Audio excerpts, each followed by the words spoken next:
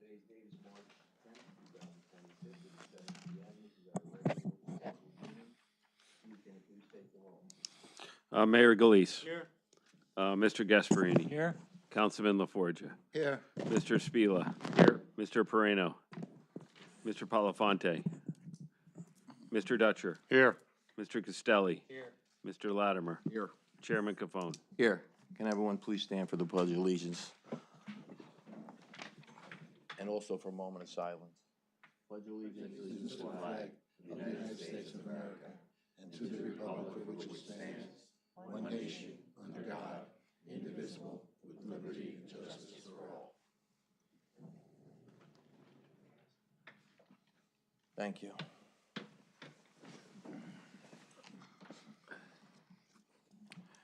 First order of business is, I will read the statement. Adequate notice of the time and date of this meeting was posted in the lobby of the municipal building and delivered to the Star Ledger and the Progress newspaper. First order of business is approval of the minutes from February 10th, 2026, regular meeting. Do we have a motion to approve the minutes? So moved. Second. Mayor Galise. Aye. Mr. Gasparini. Aye. Councilman LaForgia. Aye. Mr. Spila. Yes. Mr. Dutcher. Aye. Mr. Castelli. Mr. Latimer. Aye. Chairman Cafone. Aye. Under new business, we have application 3-2025, Sapphire Flavors, 6 Commerce Road, Block 5501, Lot 19. This is a minor site plan. Can you please step forward? This is carried from the February 10th, 2026 meeting.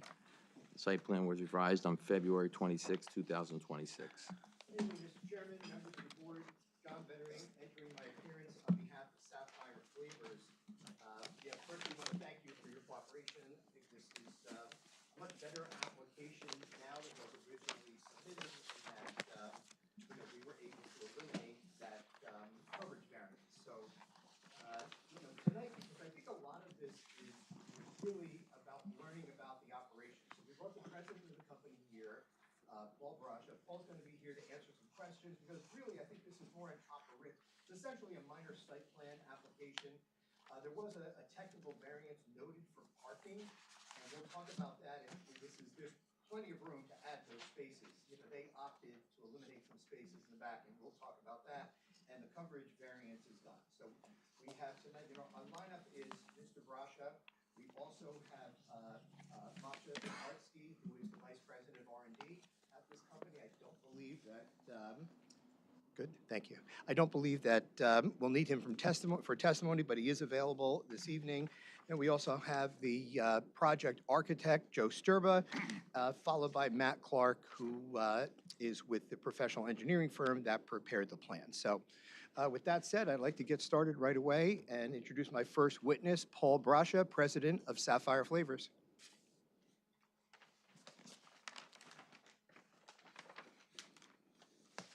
Sir, could you raise your right hand? Do you swear or affirm the testimony you're about to give before the board is the true self you got? And for the record, can you state and spell your name? Paul Braccia, B-R-A-C-C-I-A. Your testimony will just be factual testimony. Yes. Thank you, sir. You're sworn. Mr. Chairman, the witness is sworn. Thank you. Factual testimony. Thank you. Thank you. Mr. Brascia, you're president of Sapphire. I'd like you to give a brief overview, first of all, what the company does. We passed it. We know it's in the flavor business. Maybe give a little overview for the benefit of the board and the professionals, what the company does, and then also about what the project is this evening and some of the enhancements and more efficiencies in terms of less truck traffic and the efficiencies for your business by creating this as opposed to how you currently work this. Okay. So at Sapphire Flavors, we develop flavors for the food and beverage industry. Almost everything you probably buy in a supermarket has some kind of flavor. The biggest growth, natural and organic flavors, is kind of what we specialize in. From seltzers to any kind of food product you have. We develop it. It takes a lot of samples back and forth before the customer approves it, and then eventually once it's approved, we make it right here in Fairfield. We have no samples, let the record reflect tonight. Oh, yeah, no samples. We started in 2014, moved to Fairfield in 2015. We only had 4 employees when we're now up to 35 employees here in Fairfield. Fairfield's been a great town, fantastic to do business and grow business. So we really appreciate, from when we first started, the fire department, police department, all the professionals in this town have been fantastic. Now, as far as this particular project, so, right now we're, I call it 1980s, manual system. We get a drum, we pour it into a tank, we weigh it out, So it's, now that we've grown, it's time to come into this century. So that's where this project comes in. So instead of manually moving it from drums into a blending tank, we want to install this storage tank and then have it computerized in a closed system into the blending tanks. So it avoids all that manual labor. How does that help? Right now, we have multiple deliveries per week, due to the flammability. So we would eliminate that and probably only need a delivery once every 8 weeks. So cut down on truck deliveries into it. And delivery times? Delivery times, well, yeah, cut down on Yeah, delivery but times. what time of the day approximately are the delivery? It was one of the questions that was in the professionals report. Usually the deliveries right now come in around 8 o'clock in the morning, the first truck in, right now. We get them from 2 sources. One is down in Newark, which gets here pretty quick. The other one comes from Indiana. And this would reduce or eliminate the staging of the 55-gallon drums? Yeah, so it'll eliminate all that waste, those empty drums as another benefit. Because you're going from now, we would purchase in bulk from a tanker truck, fill the storage tanks, and then have it computerized into the blending tanks. So it eliminate all those waste drums, the empty plastic drums. Let's see, yeah, it also removes a large amount of flammables from inside the building into these contained storage tanks outside the building. So And just speak a little bit about the safety. That's always a concern when you hear that there's a tank farm containing some materials in there. And I know we've discussed this with OSHA and the NJDEP, and the plans that are before this board are compliant with, what we've reviewed, and Mr. Sturba and Mr. Clark are going to speak about that. But just speak to the issues that were raised in the engineer and maybe the planner's letter with regard to the safety features. Well, it has, and probably Machek can go into more detail, but it has a cooling system to keep it at a temperate, constant temperature, so that it won't overheat. It's got an outer double-walled tank. There's a construction for a spill area, just in case. There's a tub, so to speak, a concrete poured tub. If, God forbid, in the event that there was ever a leak, that it would be self-contained. Right, it would be contained. Okay, I have no further questions, Mr. Brush. Could I ask the hours of operation? The hours of operation, our production starts at 6 and ends at 3. Customer service and office people start later, 8 to 5. Deliveries don't start until 8 a.m., 8 to 4 p.m. is when we'll get deliveries and shipments. Currently, you said that you get the more shipments, but if you get the updated system, you'll only have 1 delivery every week? 8 weeks for this, for One that every 8 weeks. yeah, for that bulk product. I mean, we buy it often. We have to because it's, So how many deliveries do you perceive that you're going to get at your facility per day? well, As it relates to, I mean, just for just the, traffic, for just- the Oh, alcohol in or for total. everything in total? Just for the resolution. I'm trying to Oh, get- just for this particular product, the difference in this, is that? yeah, so we're gonna go from 2 a week to once every 8 weeks. And then you get it seems like you get other deliveries for other products at. Right, and then the customers pick up their finished products. And that won't change. That won't change. The finished products are in 55-gallon drums, 5-gallon drums? What does Both, it go out the door? both, most of it is 55-gallon. We have some in totes, which is a 1,300-gallon, very few. And then, unfortunately, a lot more are wanting the 5-gallon pails, which is a lot more labor-intensive. So when you're shipping, what time of the day does shipping begin? Most of the pickups, or all of them, happen between noon and 4 PM. PM. So that's the stuff going out. The incoming comes in the morning between 8 and 12. Any other questions from the board? You mentioned that it's got to be temperature controlled, the tanks, Yes, in heated and chilled? not heated. No, you don't want to heat alcohol. You just want to keep it cool.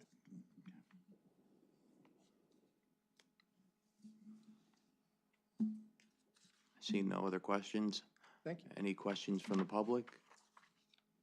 Seeing no one? Thank you. Thank you, Paul. Thank you. Okay, our next expert, our first expert witness, Paul is an expert, but testifying in the area of architecture is Joseph Sturba. I believe the plans that he has have been submitted, so we will not be marking those as exhibits. You raise your right hand. You swear firm testimony you're about to give before the board is the true self you got? Yes, And for the record, can you state and spell your name? my name is Joseph Sturba, S-T-E-R-B-A. And your testimony will be architectural, That's correct. and your license, Licensed, current licenses in New Jersey and Pennsylvania. and you've testified before this board or other boards in the Yes, state I of New have a Jersey? degree in architecture and I've been practicing for about 53 years. Thank you. Mr. Chairman, the We witness accept your has been credentials. Thank you. Thank you. sworn in, his credentials have been Thank you. accepted. Okay, Joe, if you would, just review with the board, the architectural aspects of this and, what you needed to do in terms of the platform for the, for where the tanks will sit. And the engineer is going to speak to the elevation of them outside of, I think they're more than 3 feet outside the base flood elevation. And then speak and answer any questions that the board has. All right. Okay. This drawing, SP1, SP-1, is exactly the same. It's a copy of the ones which have already been submitted. And I just wanted to point out there's a very minor area, this somewhat trapezoidal shaped area at the interior corner of the building. And that's where we intend to build a framework on which the tanks will rest. The frame is going to have concrete footings supporting columns. The columns support the framework on which the tanks and 2 chillers will rest. And those have been located such that they are well above the base flood elevation in the area. Mr. Clark can speak to that a little more, but the top of the curb, which exists right now, is the same as the base flood elevation for this property. So we're utilizing that top of curb and the area inside that trapezoidal for containment, because the requirement is such that we have to provide for the volume of the largest vessel. In our initial work on this project, we were working with a 3,900-gallon vessel, but that's not the case now. They are approximately 2,300 to 2,500 gallons. So the containment calculation, where we show that we will have about a 6-inch high curb on the interior, is more than sufficient for the amount of one of those vessels, should there be an unfortunate leak. Also, the construction is going to be such that from the footings that support the columns of the framework, we will be pouring a concrete slab. And where the concrete slab abuts the curb, the building, and around the columns, there'll be sealant placed, probably a polysulfide, so that in case there is a leak, it won't escape that containment area. One other feature that is going to be included, it's very small, wasn't shown on these drawings, is an electric gate drain, so that should conventional rainwater or usual rainwater accumulate there, that can be opened and simply drained away. And that is pretty much how this is going to be built. There was one question that came up, and I think it may have been in the planner's report, about can we screen the tanks? And, we had a discussion about it. We can't screen it right near, like plant trees right near these, because it could compromise. It's all concrete, and this is, this is very specific and approved by OSHA, approved by DEP. However, I think there may be opportunities, and Matt can speak to this, maybe for some additional shade trees as you're coming in on the right-hand side that may provide some screening to anyone passing by. So what is the height of the containment walls? It's only about 6 or 7 inches high. That's all it needs to be for the volume of That you one have. vessel. Are there any type of ballards to protect There's a it? series of bollards right behind the curb to protect these tanks and the framework. Is there any type of extinguishing system in place? And I don't believe there's an extinguishing system on the tanks themselves, no. Fire You're not arresters. sworn in yet? We'll talk to him when he comes in then.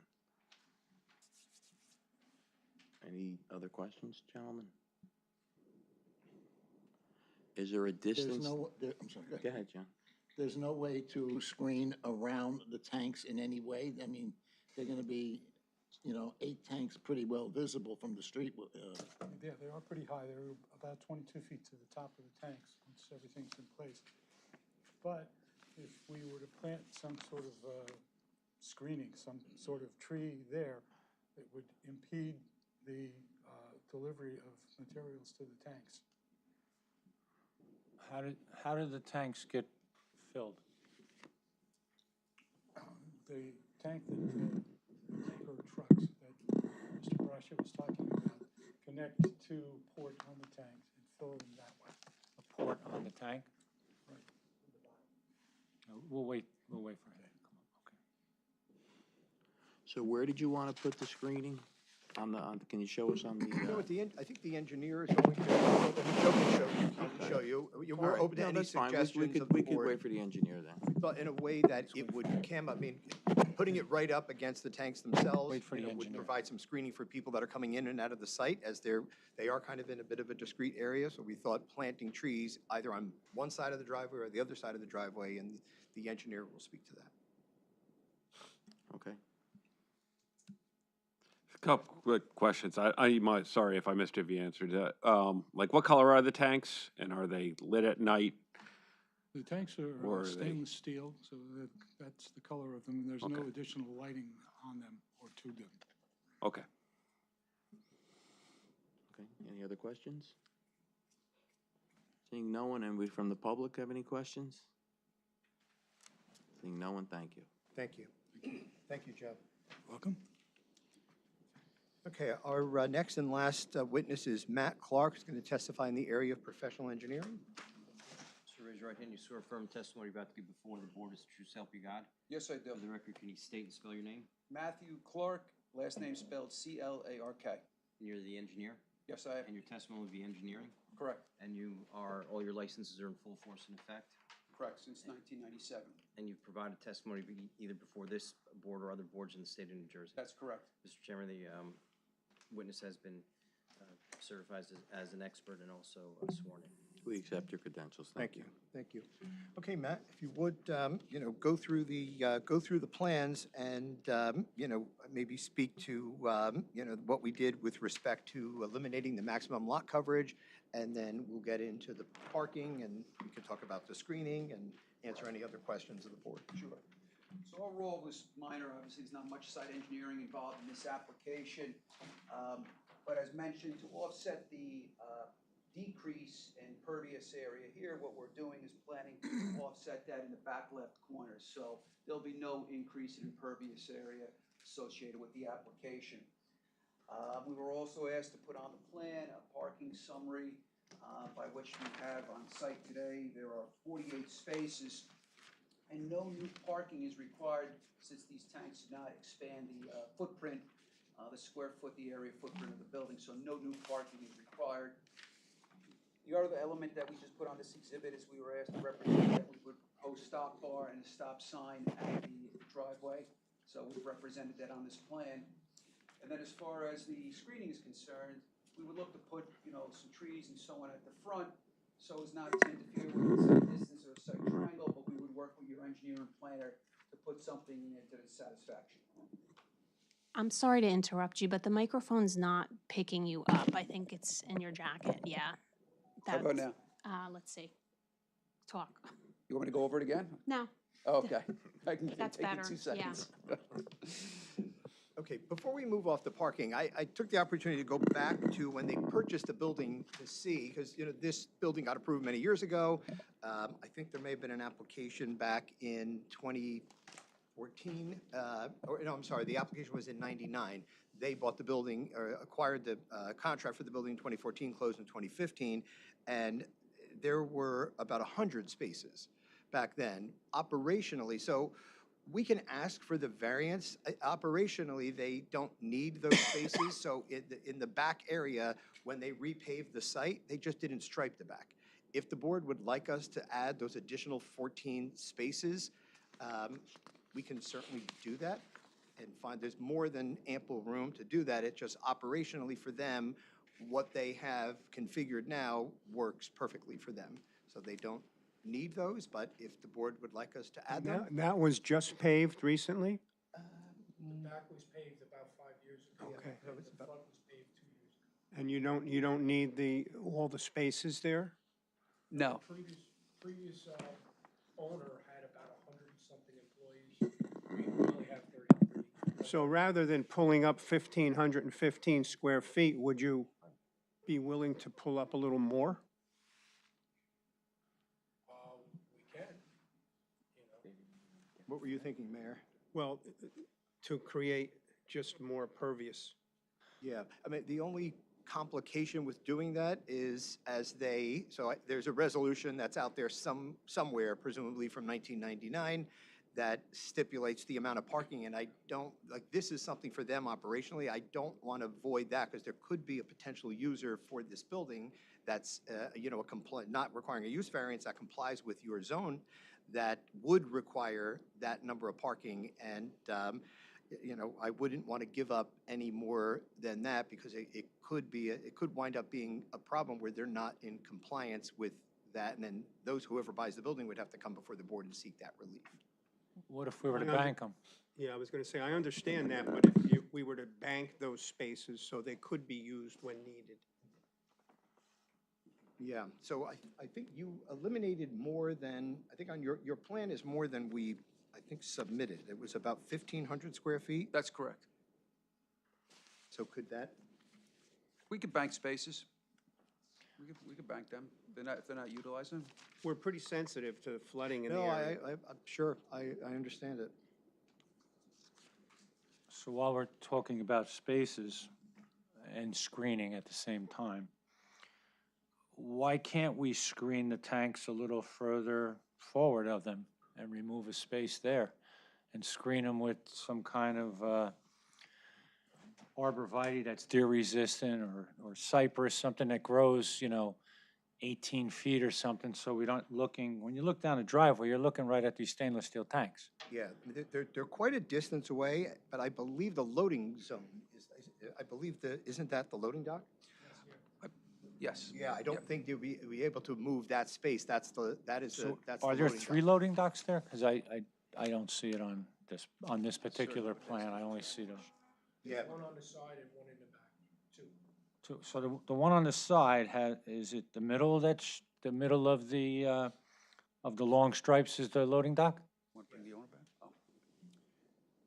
So I still don't understand why we can't pull that curb out, straighten it out and put, I'm not looking for shade trees, we're looking for something that's an evergreen to break it up. yeah, I mean, that is, that's a question, for the applicant. Paul, you can come back up and we could speak about it. I don't wanna- understand from the non-official testimony that they get fed from underneath the tanks when they fill them, but there'll be plenty of space there to do that.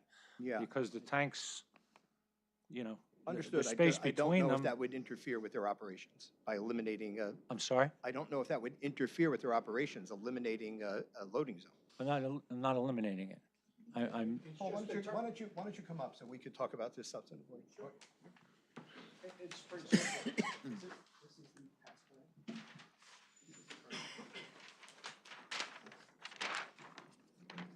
The only question would be, does it affect the turning radius of the trucks when they're backing into that spot? So if it doesn't, and I'd have to have somebody figure that out, if the trucks can still back in without any, I don't have a problem What kind of truck delivers your new, your new operation? What kind of truck's gonna make the? That'll be a tanker truck. That'll be a tanker truck. Yeah, yeah, those are not as long, so it doesn't take.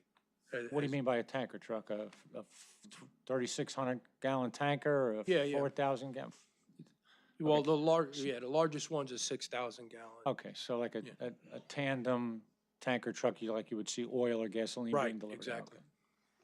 Mr. Gasparini, what would you think about, so the lab, where we have the mark of the 16 spaces, that last space, which is, just looks like a 9 by 18 space, if that were taken out and that were landscaped, it wouldn't cover, I mean, it's almost lined up with the tanks and it wouldn't interfere. But my concern is that, having gone through this with the engineers, like that if this gets moved, that this could create a problem, and then we were coming back to the board because the truck circulation is not working. I'm saying if we eliminate this space. We're looking at probably straightening out that diagonal line a little bit. Well, I can understand what you're saying as far as, I'm assuming the tanker comes in and pulls past those tanks. Yes, And then backs himself in, right? Exactly. Okay. exactly. So, you're talking about taking the last 9 by 18 spot, correct? Yes. And enhancing that with some kind of shrubbery to come out to that 18-foot mark. Curve it around and and- make it a landscape area. That breaks it up. Yeah. That does the trick. It doesn't have to be right next to it. It would Right. work, Yeah. Yeah, depending on what the rest of the board thinks. But yes, that would work. And I don't think that would interfere with No. that size truck at all. no, it wouldn't. And it's not gonna cover them all up, but I think it'll go breaks a it up. long way into Yeah. breaking up that big silver Sure. bullets that you're gonna be seeing.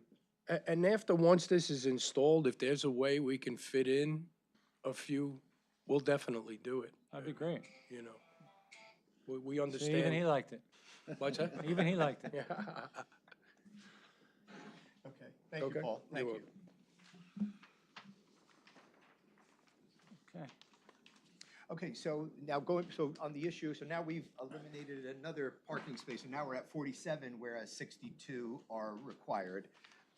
And that's still acceptable for the client, and if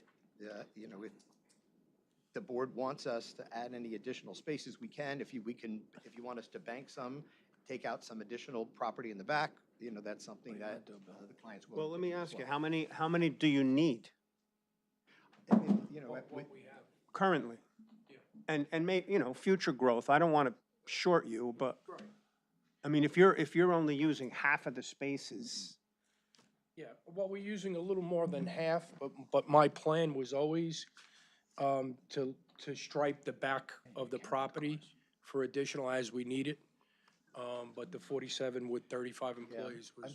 I'm very hesitant I've been here before with the DEP, and we've all seen how things have changed over the last 25 years. And the minute we had this exact situation in West Orange on Pleasant Valley Way, and the minute you get rid of something, and now when they go to try to put it back, the DEP is gonna say, we don't care what you and Fairfield agreed to, you're not putting it back.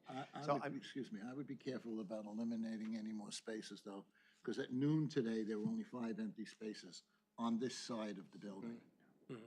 So I don't know if do customers come to I you? or guess is that- sometimes, sure. Yeah. Okay, so, Yeah, I but mean, I would The be accountants careful come about in, that. the customers come there's in. nothing back here. On the back, they can, yeah, the I don't back wanna was- eliminate I'd rather any of just, these. I'd rather Yeah. leave it the way, like, just take out the 1,500 square feet in the back that. we No, but I'm agreed to. saying I could line as many parking spaces as we need along this back property line, the It pavement. sounds like the sensitivity of the board is the impervious. Yes. Right. And I understand that, but I think, we're here on a site plan application, and we could eliminate the variance by just adding 14 spaces here. And, we wanted to cooperate by creating this new green space, on the corner so that we don't have an issue with maximum coverage. And now we don't. So we would essentially have a variance-free application. Right, if we put the 14 spaces in. I mean, it's just a matter of striping. It's paved already. They don't need them, but we can certainly do that. we can put them in. I'm just very hesitant to take up any additional land. In that area where you want to take it up, there's a red trailer. Is that used It's just for storage, for storage? yeah. Is that allowed? So that's not allowed. You realize that, right? Yeah, I believe when we moved some stuff, we could get rid of it. We'll send that to Toto, let that board worry about it. Yeah, Yeah. thank you. Well, I don't want to take away spaces that you think you're going to need, but whatever you can do to eliminate blacktop, and we're not going to take your spaces away. And we're just going to bank them for you. You won't have to stripe them, obviously, because they won't be there. But, you know, if you feel that 1,500 is going to do it for you, and that's a deal breaker after that, then we'll see. But, Yeah, you know, Mayor, I respectfully think that's really the maximum. That I'm just very concerned about violating anything that, was approved by this board, and having an issue with the DEP in the future, and now we have a building of this size and we have inadequate parking. So we can definitely add 14 parking spaces here, and then we have no variance for parking. 15. 15, yes, 15 and maybe we should just do that. I think And that- maybe when you look at it and you add your 15 spaces, probably looks like you could get rid of some of the blacktop. Yeah, again, it's not an issue of getting rid of the blacktop for now, but as owners of real estate, they have a massive investment in this property, and I don't want them to shoot themselves in the foot if they wind up leaving, expanding, or something happens and people sell buildings, and we have an old resolution from 1999 and I have it somewhere here, showing the amount of spaces that were laid out on the site. When they repaved 5 years ago on the one side, 2 years ago on the other, they just chose not to have a striper come in and stripe all those spaces again because they just don't need them. So I think it would be my But recommendation. I guess they should have done that, right? When they repaved, they should have put it back to the plan with the striped spaces. Yeah, or at least made it code compliant to today, which is what I'm suggesting that they do. And then we'll resubmit showing the 15 spaces. Well, that's it. You only need 62. Right, yeah. So why can't we get rid of some impervious? Well, we need 62, based upon this use. There are lots of uses What in is this your zone. impervious coverage right now? Before you were at 66. Right. And then it was amended to not require a variance. Right, so it's down to 55. 55? Yeah. Correct. Okay.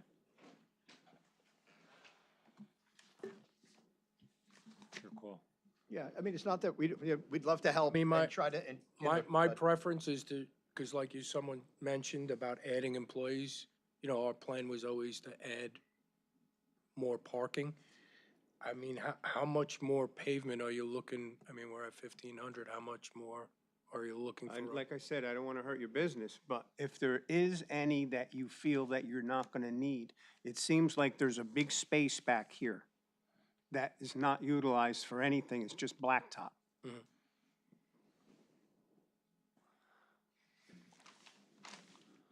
Well, do I have to give you an exact answer today? No, look, like I said, I'm not looking to hurt you, but Right. I want you to think about that. Absolutely. We understand, we've been here when the waters rise and And that's an understand. area that they rise. Yep, we're familiar with that. So you're gonna have to stripe the 62 spots, Okay, okay?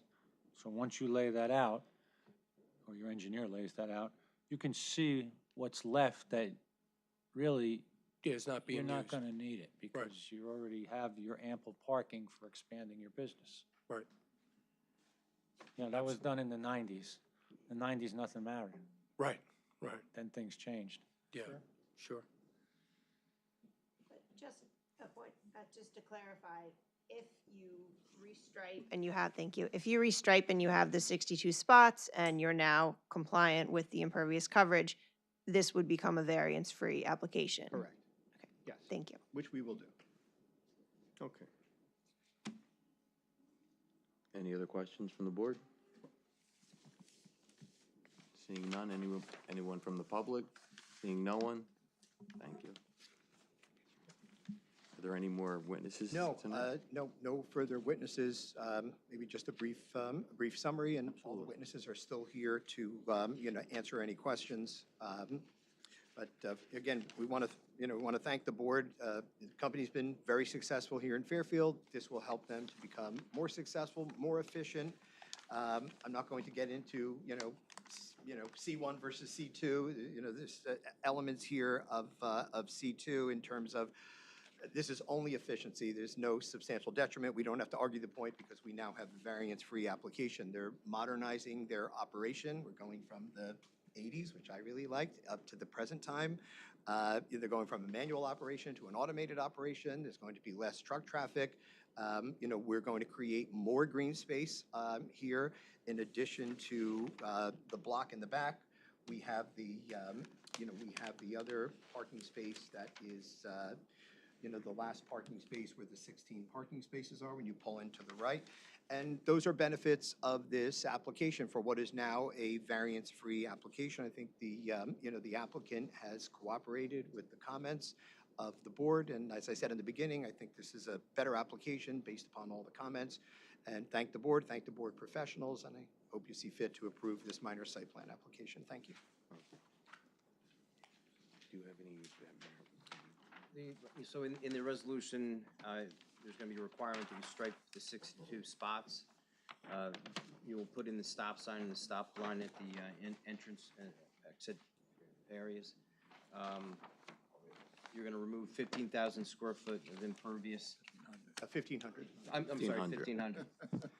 1,500. And then Just gave you're Paul going a heart to attack. remove a 9x8 space next to the tanks and add landscaping there to shield the tanks from the road. Correct, to the satisfaction of the engineer. And they're also gonna come back with the ability to remove more once they lay out with a, Well, no, they're in compliance. They're gonna take a look at it to see how much more they can remove once they lay out their Yeah. parking lot and still function properly. Yeah, again, not an obligation, but we'll use good faith efforts to take a look at that and see if there's some more space that we can create some more green space here. And the zoning officer will get in touch with you to address the trailer. Okay, fantastic. Any other questions from the board? On the site? One question about the site in the back as you face the building towards the right side, there's a shed of some sort, or an open area. Is that, what is that? That shed's been there since we bought the building. I think I have a snow blower in there. Came in useful All the this year. excess pallets out there, do you usually just store them out there? There's we have the dumpsters are back there. Is that what you're talking about? And we get rid of the old pallets. Yeah, there's a shed, no, right here. There's the shed back here, and then over here is where the dumpsters are, where the garbage pickup is. Might suggest just straightening up that area a little bit. Looks like, Sure, thank you. sure, no problem.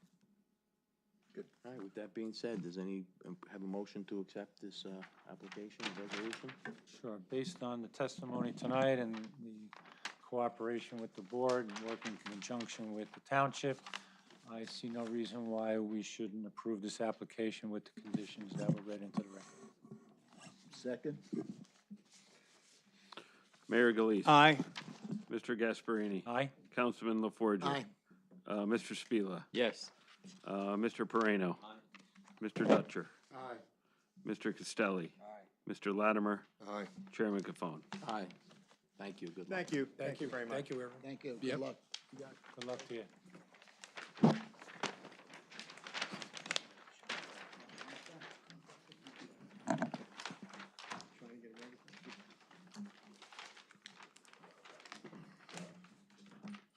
Next, under old business, we have application 4-2019-6, Kingsbridge Office Park, 6710 Kingsbridge Office Park, Block 2301, Lot 2. This is a amended preliminary and final site plan.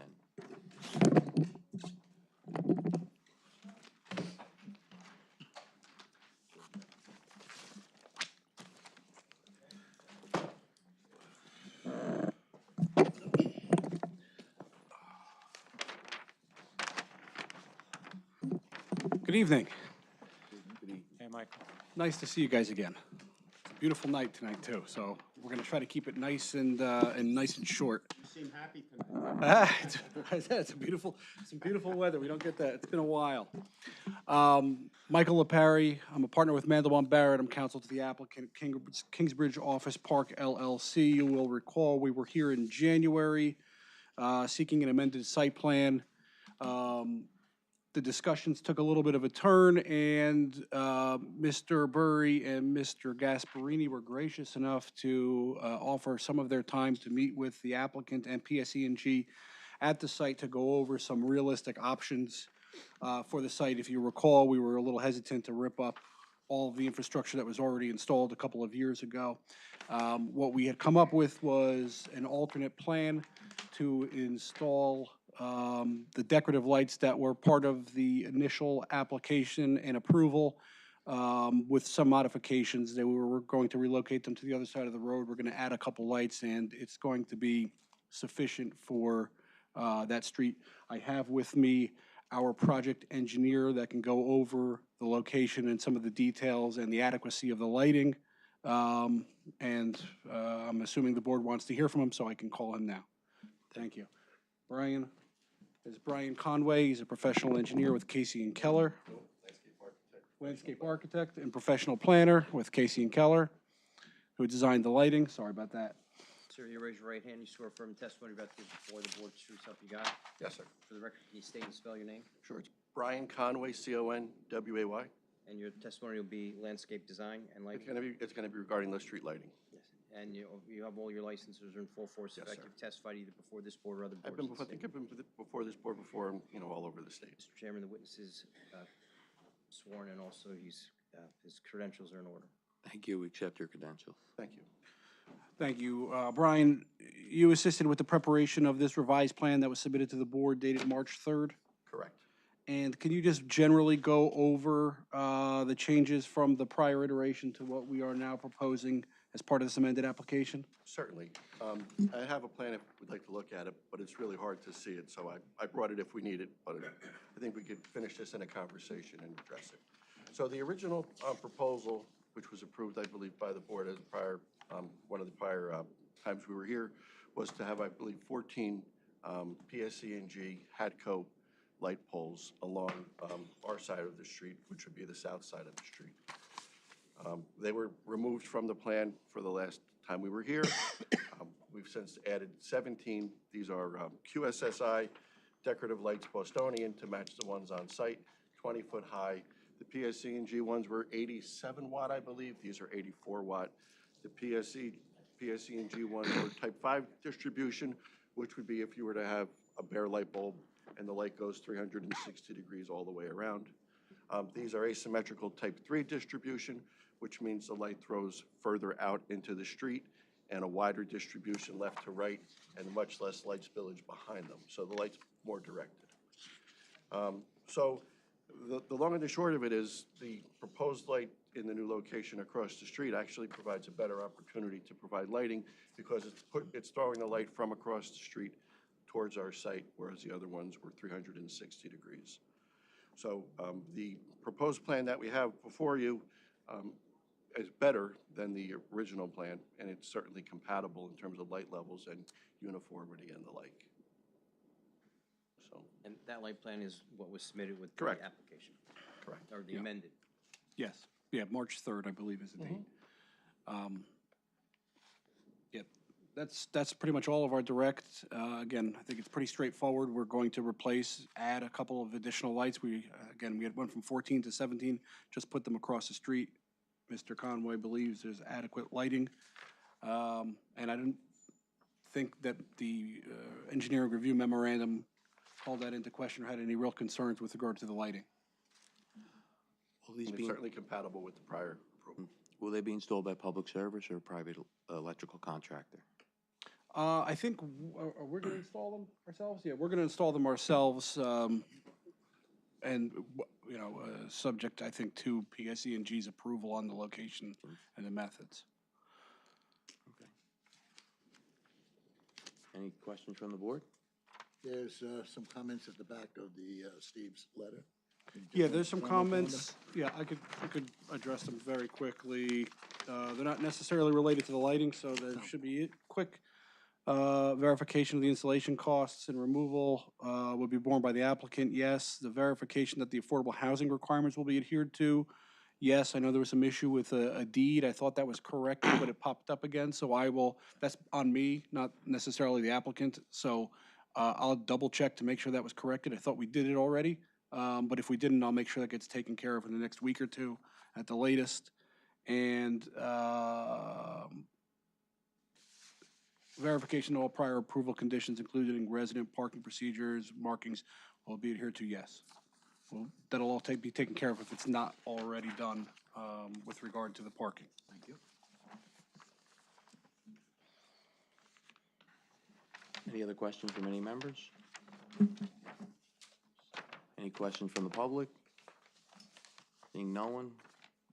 I think it's a good compromise, obviously, compared to, our last meeting, which was a little contentious. But appreciate you doing the hard work and working with our paid professionals, our administrator and our engineer. And I think it's a good compromise.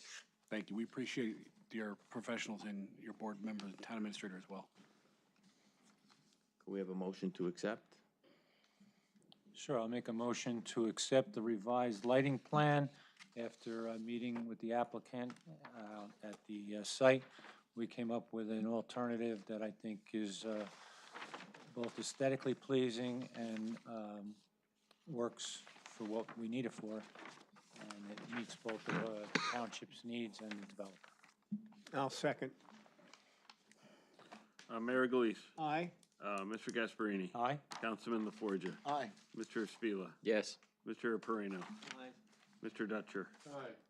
Mr. Castelli. Aye. Mr. Latimer. Aye. Chairman Cafone. Aye. Thank you, good luck. Thank you very much. Thanks.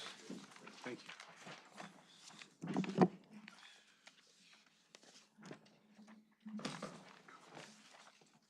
Next. Can I bring- Take care, Brian. See you guys.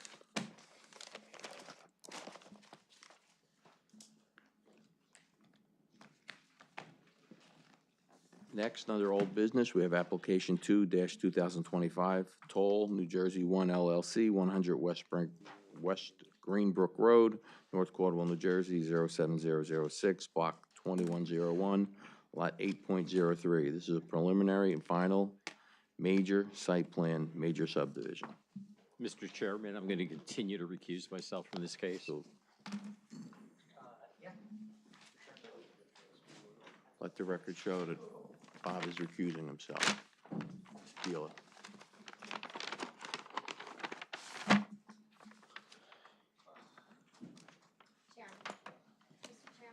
Yes. Bob, sitting next to me? Is Mr. okay. I'm Mike Petrie, I'm the board engineer. Number 2 is fast. That's it. That's because they had those meetings and they worked everything out. That's why it's good to have those meetings. We're happy to.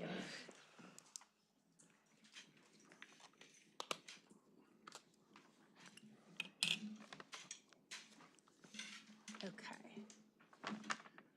Make sure I have my.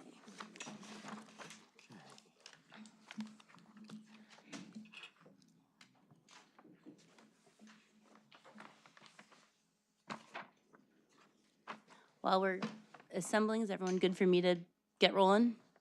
Yes, we All do. right, great. Okay, sounds good. Thank you. So good evening, everybody. I'm Kate Coffey from Day Pitney. I'm here on behalf of Toll NJ1 LLC, which is the applicant that is pursuing a project located at 56 through 100 Greenbrook Road, which is a portion of the site that was formerly the Greenbrook Country Club, as I know the board knows, but for the sake of the public. This property is located in the IRO Inclusionary Residential Overlay Zone. We were last here in February together, where we had started going through responses to Mr. Petrie's memorandum, and we've since received an updated memorandum from Mr. Petrie. Before we get back into that, just a quick reminder for the benefit of the public in terms of what's proposed. We have 150 fee simple lots, which are each proposed to contain a single-family home. 7 open space lots, and 1 lot that will contain the proposed multifamily affordable units. 18 of those units are family units, and 17 of those units are age restricted. As the board knows, this project is part of your 3rd round affordable housing plan. To recap some of the key points of our prior hearings, although the project is not meant to be subject to cost generative requirements, the applicant has agreed already to redesign the project to minimize impacts to the neighboring residents on Fleetwood and Sterling Green. There's been no changes to those updates to the plans that were previously made, so those changes remain intact for the protection of those residents. The applicant has agreed to take responsibility for sewer, both ownership and maintenance, and it's agreed to maintain the water and to coordinate with DPW to see if it can take ownership of the sewer. It's agreed to take ownership of the Old Mill Road Bridge, as well as Old Mill Road itself, if North Caldwell were to vacate it, and to maintain those. Additionally, as a reminder, the applicant agreed to add some parking stalls by its mail kiosk. We talked about that the last time we were together. It agreed to assign parking within the parking area for the affordable buildings. And it agreed that it would coordinate with the school district to make sure that any construction deliveries aren't competing with school traffic.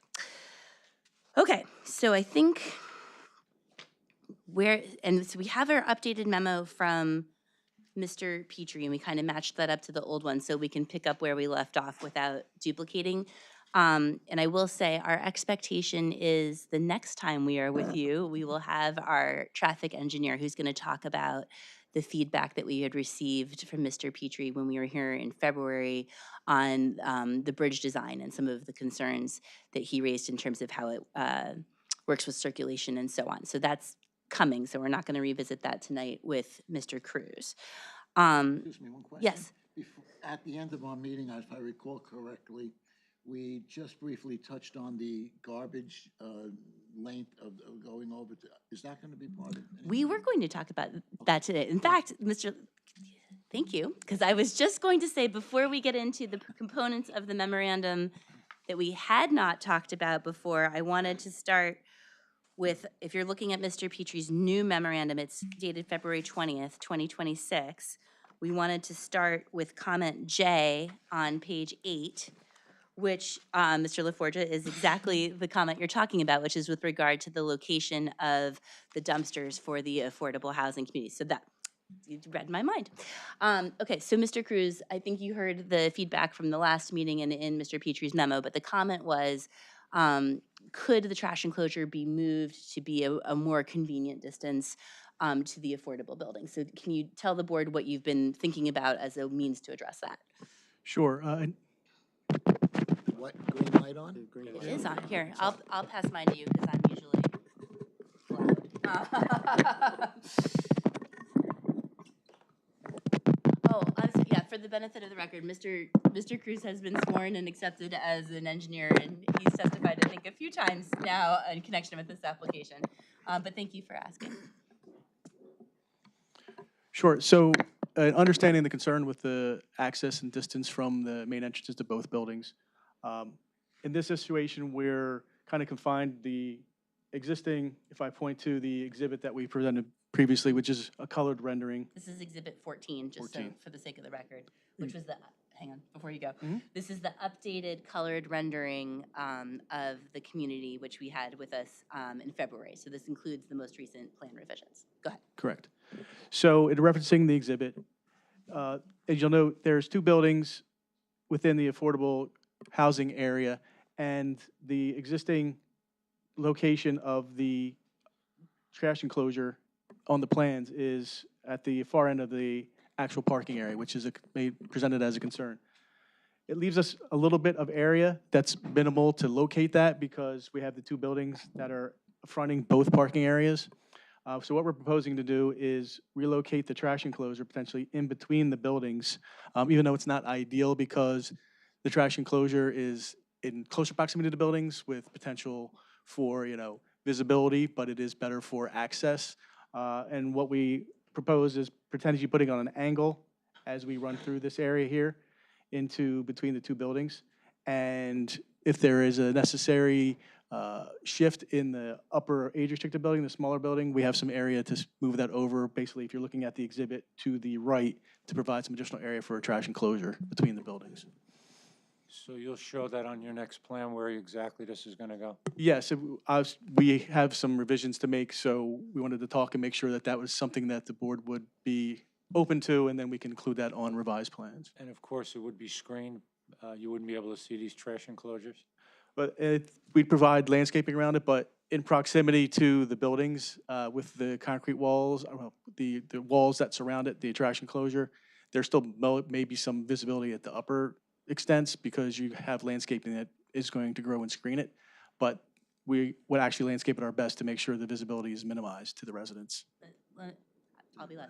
Let me pause you for a second, 'cause I want everyone to understand what's happening. So it's not just that there's like a dumpster with some planting around it. There's an enclosure around the receptacles, correct? Correct. Okay. Correct. And what is the enclosure? So the enclosure is basically a decorative CMU block with a facing on it with gates that at the front that are enclosed, so there's no visibility through it. You typically board on board. Correct. Fence. Mr. Chairman, can I ask a question? Absolutely. So I understand the dumpster proximity to the buildings and the convenience for people to carry their trash and whatnot. My only question is, how close is close? Because now, in my mind, that you think about all the little critters that live in dumpsters and how close that is to the building as it relates to that kind of issue that may arise, as opposed to when it's a little further away and that happens. It's not like, you're walking out and all of a sudden, a raccoon or something is close to the tenants that occupy the space. So how close is close and how far was far?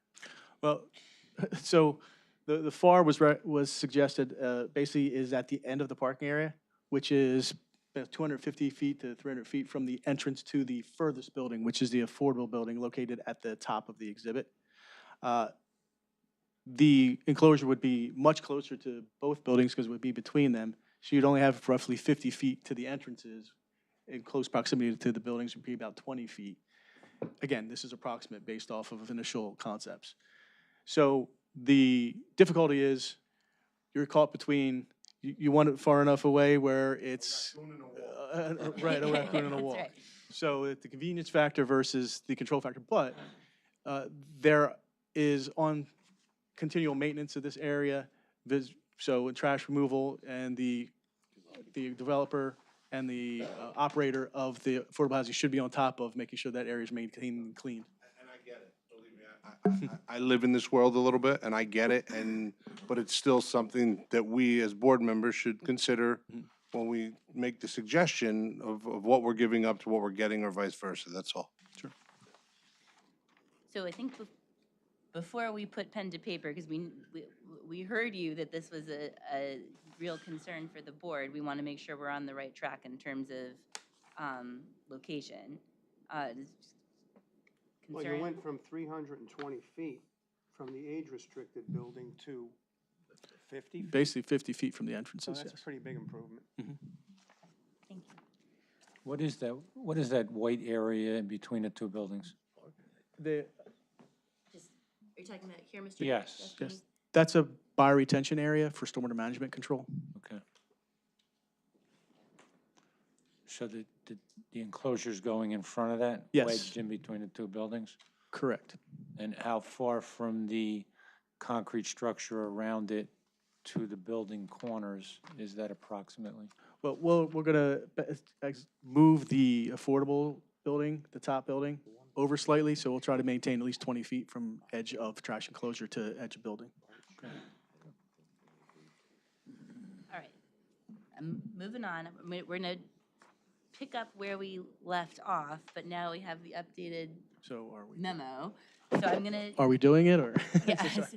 So I think I thought the feedback was positive. Positive. Good. Yes, right? I'm Yeah, seeing nodding. You're gonna try and move the building as far over to the right as you can and space it out so they're not on top of the buildings. Correct. Okay, so I think from where we left off on the prior memorandum, that equates to page we had left off right before the soil movement and grading section of Mr. Petrie's prior memo, which in the new memo starts on page 13, but the first open comment is actually on page 14, which is number 5. So I was going to pick up there. And this is, the comment has to do with some additional test pits that were performed on the property. Can you just give everyone an update as to where those are, please? Yes, the additional test pits have been completed. In this instance, the DEP prefers test pits to be done during the wetter seasons, January through April. So we had the test pits progressed through the entire former golf course, and they're processing the data at this juncture and also updating the permeability testing that was done originally. So that lab test is taking time. So we're packaging that all up. The testing has been completed, and we'll submit it to Mr. Petrie and the board once it's completed, the report. But the actual field work and test pit has been done. Thank you. I'm moving on to the stormwater management section. Please, and by the way, please stop me if you think I'm skipping anything that you're looking for us to touch on, but otherwise I think that's where we're headed next. No, I highlighted mine so that it made it easy for me to I know, highlighted too. So glad we're on the same page. Okay, so stormwater management, I think the next comment we wanted to touch on was number 2. Yes, and that ties into the status of the test pits as well. Those have been completed based off what I just discussed and will be submitted as part of the supplemental packages to the board and Mr. Petrie. And number 3 is wrapped into that as well, correct? That's correct. That's the updated permeability and infiltration testing being performed. Now I'm going to page 16, number 6. And this is regarding, we had talked when we were all together in February about the applicant was investigating whether had been the irrigation pond could once again be used as an irrigation pond for the 2 communities. So can you provide an update in terms of your investigation as to whether that's a possibility for the communities? Yes, there's been discussion with the applicant, and they're continuing to pursue potential irrigation use out of that pond to service the development. So that will be incorporated into the overall stormwater management design. Let's see, now we're up to number 7. And this is regarding, well, I'll let you get into the details rather than me paraphrase. I would say we'll provide the information that's requested in Mr. Petrie's letter. Great. And now let's talk about number 8. So the comment here is, as I understand it, is about providing access to both communities to the pond that's located in North Caldwell. And so I think the expectation, and I'm going to talk about this one because it's a little bit of a legal thing more than an engineering thing. So the plan is there's going to be an easement, probably called like a common resource agreement between the 2 HOAs where they have some of these shared infrastructure that they're utilizing, and that one professional is going to be engaged to do the maintenance of these ponds. So it's not like the North Caldwell community sends their professional and the Fairfield community is sending a second professional to do the same work or duplicative work or conflicting work. So we don't know that cross-access and access around the entire pond between the 2 municipalities is necessary because there's going to be sort of centralized maintenance of the pond as between the communities, and that'll be handled via the agreement between them. My feeling is as long as there's adequate access and there's an agreement between the associations, it doesn't matter where you access from. We just want to be able to make sure that either entity, the Fairfield Homeowners Association or the North Caldwell Homeowners Association, in the event that perhaps they change at some point, that either one can get to the basin to maintain it. Right. So in the lawyer side of it, right, is the agreement provides that they're required to cooperate and engage one professional to do it. If for some reason somebody's not behaving as they should, to your point, sometimes communities change or leadership philosophies change, the other one has the automatic right to cause that maintenance to be accomplished, and then typically the delinquent side gets billed for it. And then there's kind of ratcheting up provisions to make sure that the side that is performing gets reimbursed. So to your point, Mr. Petrie, both associations would have the right to utilize the single access in order to make sure that maintenance is being done properly. And they would share the cost, obviously. Right, correct. That goes in the agreement too. Yep. Just a hypothetical, what happens if that happens and neither community decides that they want to do what they have to do, and something malfunctions? So typically that's handled the way any basin is handled I'm sure in both municipalities. Typically you have a stormwater operations and maintenance manual. First, it puts obligations on the property owners to maintain it, as I'm sure you know. And then the backstop is the municipality has the right, not the obligation, to perform that maintenance and then charge the property owner if they fail to do it. And that's what you see pretty much in every community, in every development. I'll add to that, the new regulations that DEP just released requires that, and it's more fun for Mr. Burry, that every town is required to not only receive, but to keep files on the maintenance for those individual basins from any developments within the municipality. And so a new burden that's been added, but it's something that I think makes this, forces the ownership to perform the maintenance and report it to the town. You'll know if somebody's not behaving right away.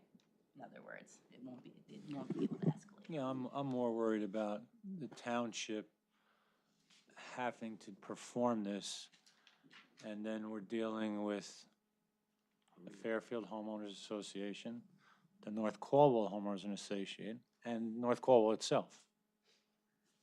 Because we're the affected community when something goes wrong. And that's my fear here. So I don't know how we negate that liability. So, I mean, again, it's the same way it works for every community, right? So the property owners have the first responsibility. In some ways, you're in better shape than most because you have two responsible parties to get through. But then otherwise, you have the right to charge it back. No, I understand it. It's a matter of collecting it, charge it back. To the North Cornwall side is gonna be difficult. Absolutely. It's already difficult. We're very welcoming here. We appreciate that. Okay. Well, and something we can think about, well, I presume we would say, is that if either municipality were to step in due to failure to maintain, what you typically see in a single municipality context is that if somebody doesn't do the maintenance and the municipality has to step in, property owner is supposed to reimburse the municipality. If they don't do it, it becomes a lien on the property, right? So, and it goes from there, and you can also sue the property owner. I would think in this case, both municipalities would have that enforcement right. We haven't had the conversation with North Caldwell, but, and the right to cross-enforce. In other words, if North Caldwell, the residences weren't holding up their end and the Fairfield section, you'd have to have the right to lien both of them if you were to step in and fix it. Can they put in the agreement that both municipalities would have to bear the cost of doing the repair, even though the pond is it's in Fairfield, correct? Yep, you're exactly So right, they, Mr. Capone. We've so, said, but would North Caldwell have to agree to that? so the municipality, it's a private agreement between the property owners, but we've represented in both municipalities that the communities are going to contractually share those costs. I understand that, but but in the event that there's an issue with the pond that our municipality has to bear the cost to do the repairs, can North Caldwell municipality bear the burden with us and share the cost to get it done? I would imagine, though, and it's not been drafted yet, I think the way it would work is that both municipalities would want the right but not the obligation to step in. That's typically the language that's there. And then both municipalities would have the right to recover from the communities, but you wouldn't be recovering from the other municipal government. Exactly. So we'd have to. Yeah, we're not looking to recover, we're looking for them, if we have to do it, we're looking for them to share the cost because. Partner with us in the burden. Because it's their benefit too. The pond is irrigating North Caldwell. That I couldn't speak to. That would be something that the municipalities would have to agree to, but we can at least give you the communities for What about a responsibility. maintenance bond? So it's something that's outside the MLUL maintenance bonding, as you know, and I don't think that But if it's a private agreement, Yeah, I don't see a maintenance bond be posted like in perpetuity and maintained by the associations. I don't know that we would want to burden the Can we associations put it with in that. the bylaws, or we could talk about it, but. Yeah, I think that would be problematic for the communities. I think that the expectation is instead that we would handle it the way all stormwater management is handled, where you have the typical O&M agreement, they're responsible, and then if This is a necessary. unique one because you have two separate entities and. Yeah, I think that bonding is such an irregular requirement for these communities that I think that we'd be hesitant to try to force buyers to understand that in this case. So I think, Peter, that you understand our concern. So when all these things get drafted, we have to really take a good hard look and get the other community to go along with the cost sharing. Understood. Okay. I lost where I was. That was Page 16, Eight, item thank 8. you. Okay, I'm moving on. Page 17, we're up to number 13. 13, we will address the discrepancies and make sure they're consistent. And then number 14 has to do with the design of the roof leaders. Can you talk about that, please? Sure. We typically prefer to have the roof leaders drain directly to grade in this instance because we're going to be going for permitting with the DEP, and they typically prefer to have surface drainage to provide somewhat of a little bit of additional water quality over grass surfaces, even though it's not long. So in this instance, that's what we're proposing, knowing that we have to go through a future DEP permitting for the overall project.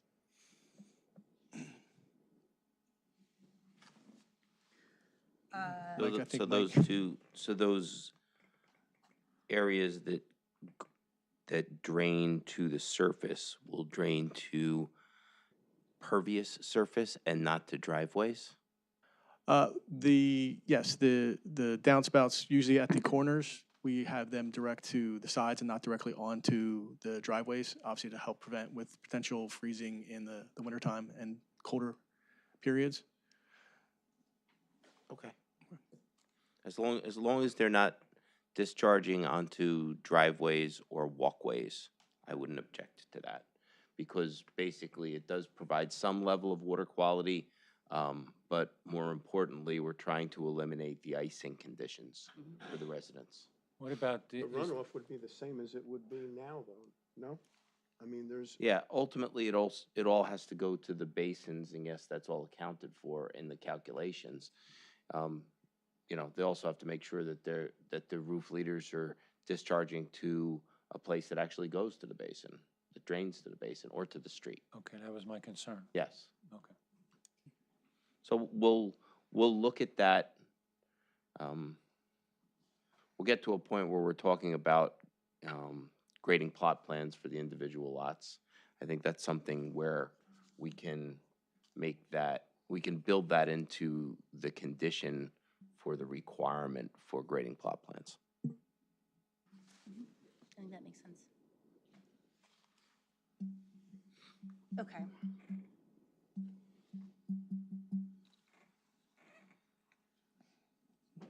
I think number 15, it was just requesting that we would provide copies of materials submitted to the DEP to Fairfield, and the applicant agrees, correct? That's correct. Okay, 16 is requesting cross-sections for basins. Can you talk about that, please? Yes, as we continue with our DEP applications, we're going to have to be submitting to the DEP dam safety section as well. We'll provide and update the plans with cross-sections of our overall water quantity or detention facilities for their review and approval. But we typically don't provide the cross-sections for the smaller bioretention areas because they're small and spaced throughout the development. So is the overall water quantity, larger basins sufficient? Just to make sure. I think what's going to help us a lot is the additional test pit information and the permeability testing that you're completing right now. I think when we have that information, I'm assuming they're within the basins, that's Yes. going to provide us with the information that we need with regards to bedrock and groundwater. Sure. And we'll add that information also to the standard cross-section for the bioretention areas for each, so it's easier to see as you go through and review each individual small-scale bioretention area.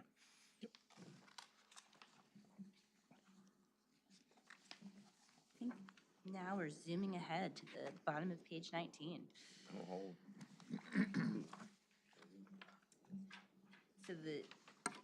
I'll start with comment F. This is correcting the elevation of the outlet pipe. Will correct. Okay. And then comment G, can you touch on that, please? Yeah, as Mr. Petrie pointed out, the DEP requirements for small-scale bioretention water quality, you're only supposed to have a maximum of 1 foot of water in those bioretention areas during the water quality design storm event, which is a smaller, more frequent storm event. In this instance, we have some bioretention areas that appear to be small-scale, basically flat-bottom bioretention areas, but we have manufactured treatment devices in those, aquaponics and the like, and some of those systems are sloped. So in the areas where the 1 foot's required, we'll make sure that's maintained, but other areas, the 1 foot wouldn't be a requirement, or the 18 inches would be more applicable if it's a sloped bottom type of structure instead of flat. So.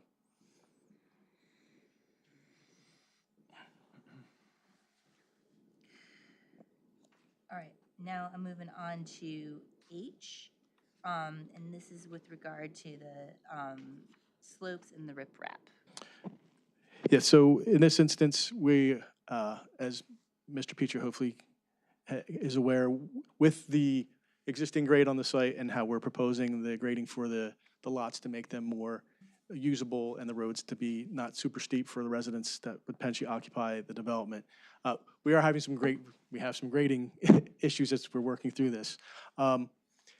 There is also a request to try to maintain shallower structures, so we're going against each other in this instance as we get to this lower and these basins here. So we can lower the pipe to try to get it closer to the bottom, but we may need to increase some depths of structures above what we have. So it's. Or in the alternative, perhaps you could do like a gabion step down that would prevent the erosion. Yeah, and we could do that as well. Soil erosion has standards for chutes and those type of things, and we can incorporate that if that's acceptable. Just something so that we make sure we don't have 10 feet of silt in the bottom of the basin. Sure, okay.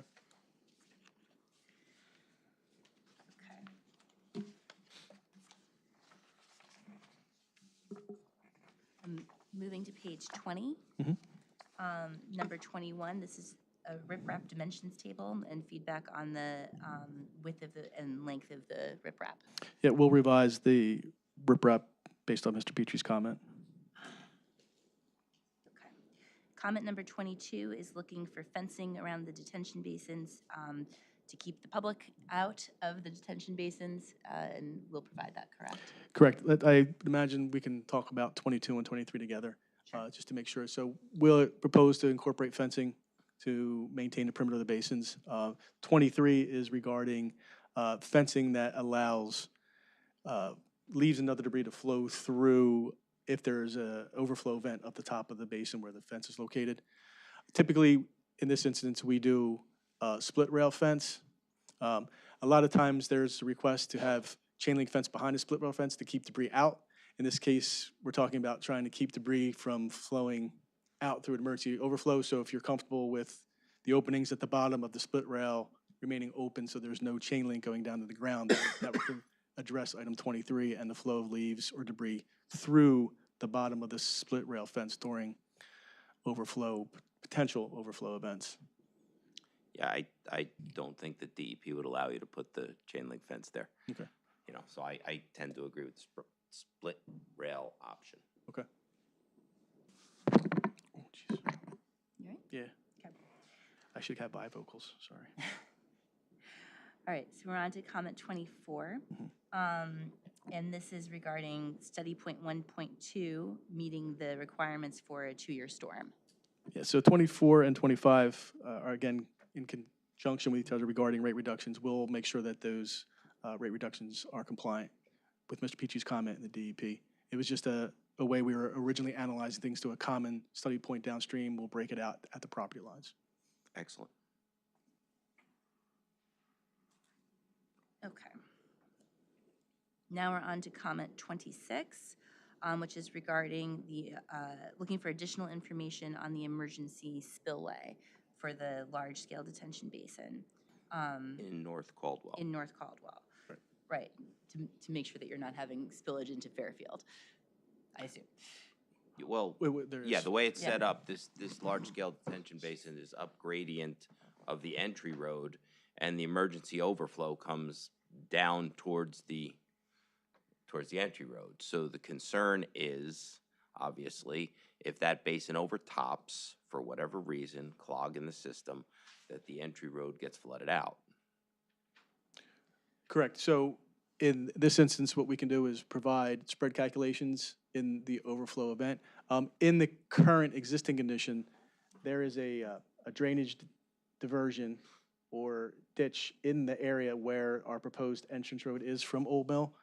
And there's a significant portion of the drainage area of the golf course does currently flow to that ditch, which flows and directs or conveys stormwater towards the Old Mill Road culvert, and there's a small collection system in that area that discharges right adjacent to the culvert. So in the emergency overflow condition, the water is still going to the same area, and we're going to continue, obviously, to direct that in an emergency condition. This is only going to occur if, Mr. Petrie has mentioned, the basin is clogged or fails, which it is not designed to do, and is going to be operated continually by an HOA, concerns aside, with continual maintenance and inspection and to make sure those events don't happen. Also, there's a split where some of the flow will also, as Mike had mentioned, go down the roadway that leads to the affordable housing area. We'll provide spread calculations to make sure that in the overflow condition that it's not significant and wouldn't impact any of the areas. Aren't you planning to put the mailboxes in that area? The mailboxes will be off the road. Right. Right, but any of the overflow would flow down the gutter lines and the areas in front of the homes towards the affordable area and further So it downstream. won't have any impact on the water movement there? The water, You know, with the overflow?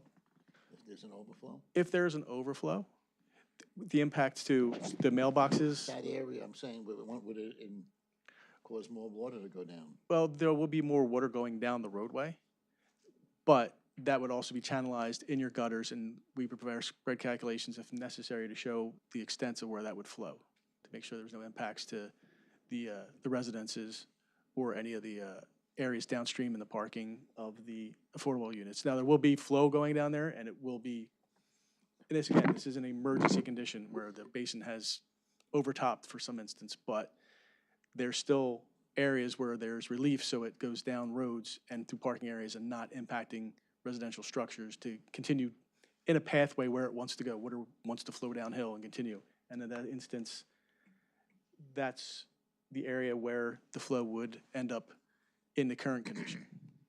I don't have the North Caldwell plans in front of me, and I haven't memorized them yet. I'm working on it. But I think the grade differential at that point is probably 20 feet or around that area. And that the emergency overflow is at the top of that slope. So we can calculate it, but I think that if dam safety ends up looking at that, they're going to want to see that stabilization to make sure that the slope isn't washed out in the event that the emergency overflow. Look, and it's not supposed to ever happen, but we found lots of things happening in Fairfield that were never supposed to happen. So, in terms of stormwater. So I want to look at that. I want them to look at that and make sure that what we end up with is what we can live with. And that if that were to happen, where's it going to go? How's it going to get to where it needs to be? And what's it taking with it? So now I'm going to ask a layperson question, which is the spread data that Jay's talking about, the information that you're talking about, so that we're giving you what you're asking for. Yeah, Okay, good. we understand what the other person's saying. I'm glad you understand each other. Right. I just don't understand. So, good.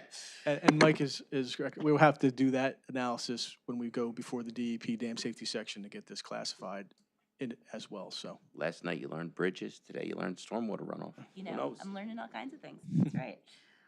Okay, good. I'm glad the two of you are on the same page. All right, I'm moving on to storm sewer design at the Yep. bottom of page 20. It's a new section, so we're on comment number 1. And the comment there is asking for the applicant to submit cross-sections showing the location of foundations and footings prior to the construction of homes. That's okay, yes. I think globally, and we're going to talk about in the next, some of the next several comments, has to do with we talked a couple months back about the depth of the storm pipes and the relationships to some of the other structures. And they've done a pretty good job of raising those storm sewers where they can and as much as they can. We are dealing with a steep site. My concern is the long-term maintenance of those systems. So what I'm talking about in these several comments is the fact that we're going to put this pipe in the ground and the finished grade is up here, and this pipe is, I don't know, 10 feet, 12 feet deep. And this pipe goes between 2 houses. Where are the footings? We have to dig this pipe up. We need to understand those footings may need to be extended deeper when they're gonna build the houses so that they're not bearing on the pipe, putting pressure on the pipe. And more importantly, when the pipe has to be excavated in order to be replaced, we don't want to undermine the footings to the houses. And we're not doing it, but somebody's got to do it. We don't want that burden on the homeowners or the association. We just want to make sure that for foundation walls and retaining walls, that is all considered when they're being designed. And that's why we're looking for those sections when those are designed. Yep, and we agree to provide those sections. But we might as well, I think that's going to lead into Mike's discussion about like, the extension of the foundation for the retaining walls below the invert of the pipe. I don't want you to. Not necessarily below the invert of the pipe, but design the retaining wall so that if you excavate the pipe, the wall stays up. And there's a conservative approach, and that is the most conservative approach. In this instance, though, we've been in discussion with our construction, and we've worked with the Tolles Land Development Construction Group over the years. Instead of having to extend any foundations below grade to get to where that area of influence is or get it down below the bottom of the water bottle or pipe that Mike was using, there's shoring. If you've seen it all over the communities for any type of maintenance, where you shore up on both sides of the pipe so that there is no slope failure or sloping or slumping beneath the foundation of the retaining wall or foundations or basement walls of the homes. And that's commonplace in all construction. I'm sure you've seen it all around. And in this instance, we have a pipe system that's going to be designed to last for decades and also is going to not be maintained in long stretches of 100 and 120 feet. Typically, in any type of maintenance scenario, you're talking about small sections of pipe. These pipes are in areas at the back of homes, a couple runs between homes that don't get heavy traffic, heavy loading. It's residential, basically lots that are owned by folks, so they're not going to have that type of construction equipment. So the potential for significant lengths of damage is minimal, if any. And in the instance a pipe is damaged, it's only going to be a small section where the trench boxing or the trenching would work instead of having to plan for the worst case scenario of all pipe being removed at all times and having to extend these foundations. So we could provide the sections, but would look at more of a ongoing maintenance through trench boxing in those instances instead of extending footings and foundations for walls down below spring lines or inverts. What are the dimensions of these pipes you're talking about?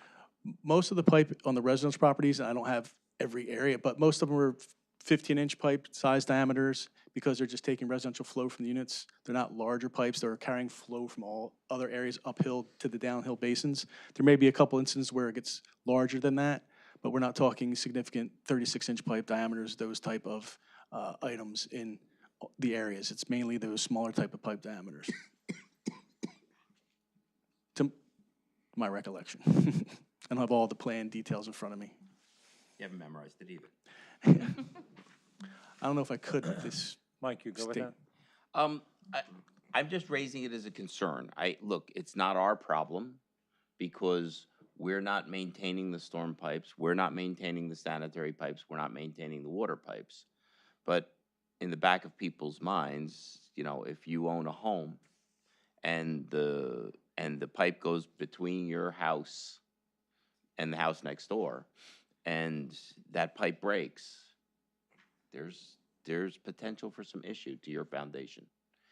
If you've got a retaining wall, and some of them are 15 feet high, and that's holding up your backyard, or worse yet, you're on the down gradient side of it, and that is your backyard, and you've got to dig out that storm pipe that's between that wall and your house, it's going to be an interesting party.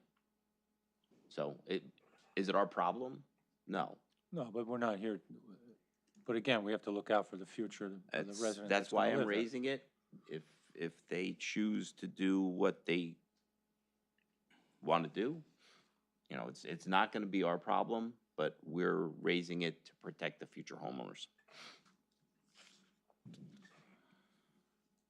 Right, and so, and it's, to us, it's sort of a two-pronged approach. So on the one hand, with respect to the pipes between the homes, we agree with your recommendation, Mr. Petrie, to do the sections so that everybody knows where those are. I think with respect to the retaining walls, because it's such a remote risk of one of those pipes failing, our suggestion is that that be handled reassuring if it ever were to occur, rather than extending the walls all the way down across the entire length of pipe, because that gets to be an expensive and potentially unnecessary proposition.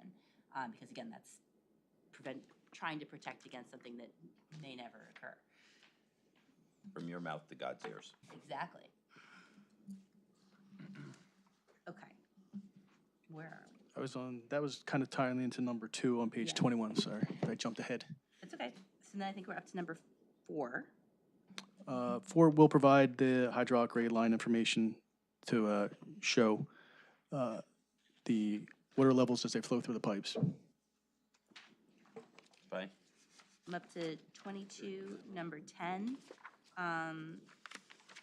And this is regarding the cover near the inlet, and either in relocating the pipe or modifying it to RCP. Yes, we'll modify the pipe to a stronger class.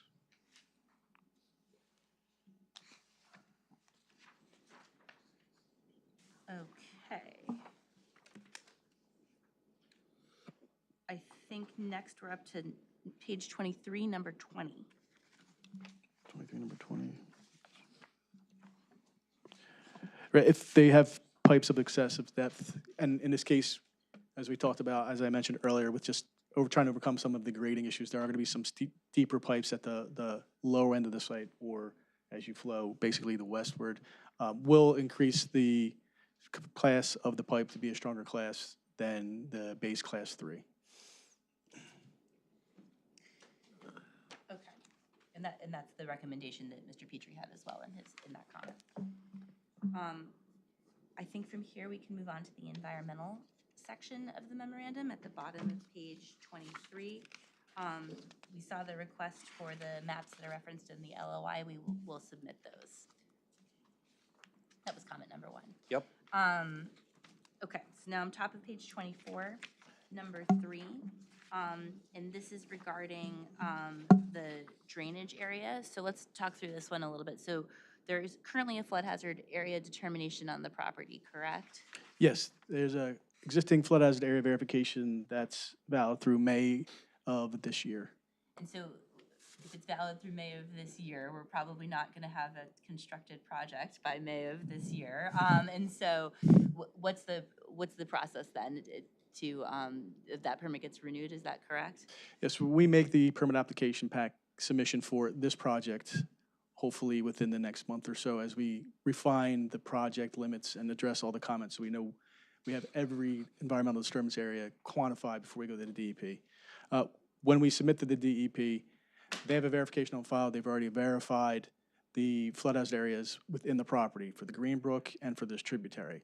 And we will submit our application to DEP, and if they come back and ask for additional information on their tributary, we will provide that at that time. Right now, there's a current verification that has been approved by the DEP that says the tributary does not have a flood hazard area associated with it, which means a drainage area was contemplated when the DEP approved it is under 50 acres. When we go back in for the permits and approvals, they'll revisit all that, and if they come back and change their decision from the current verification, and they think that that tributary needs to be analyzed further, then obviously we'll have to do it, and we will do it.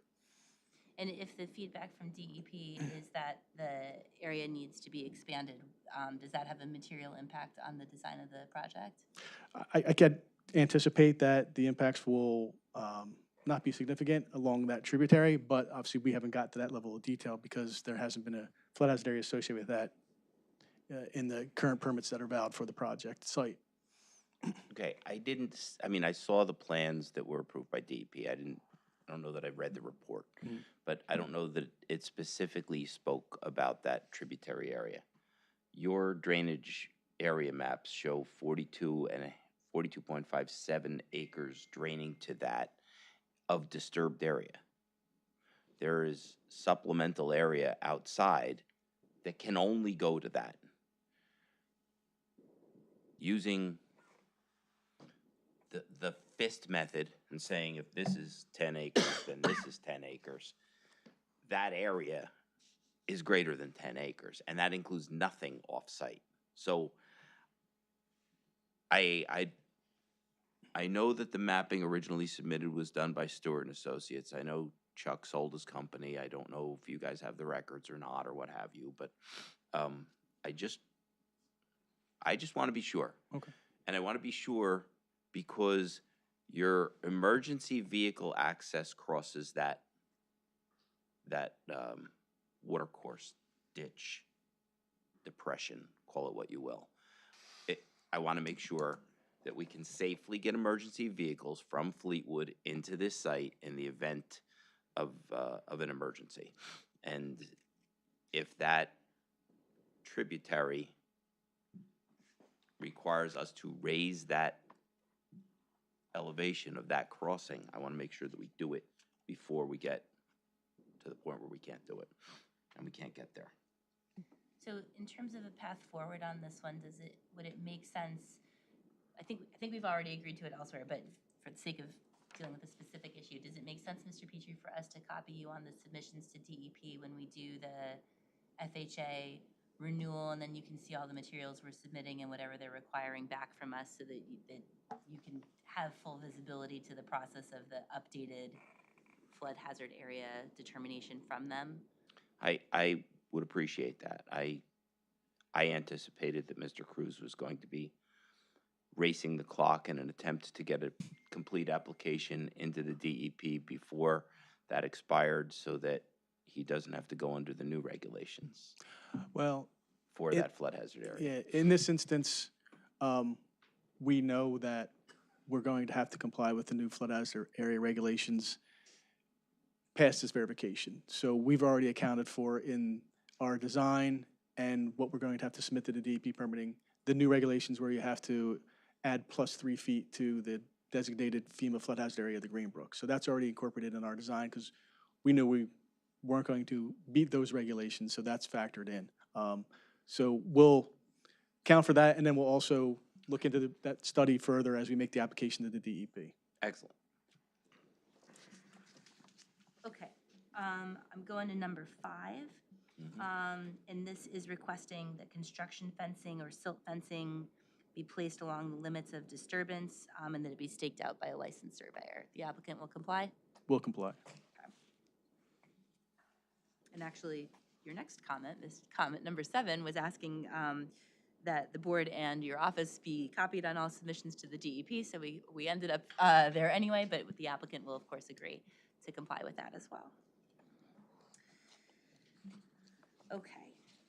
Comment number 8 is on the bottom of page 24 and on the top of, it goes on to the top of page 25. And this is regarding the bank of the Greenbrook as well as a gabion wall along there. And so the comment is the applicant should repair the wall and stabilize the bank as part of their application to DEP. So the applicant will agree to maintain those on their property. We can't go on other people's property, but we'll certainly maintain the gabion and the bank on our property. I understand. I think that the that the collapsed gabion basket that's on the subject property has caused the erosion on the other side, because basically this gabion basket fell into the stream, and now it's hitting that basket and going to the right and eroding the channel on the north side of the brook, which is the common property line between your parcel and I think this is lot 11. Did I get that right?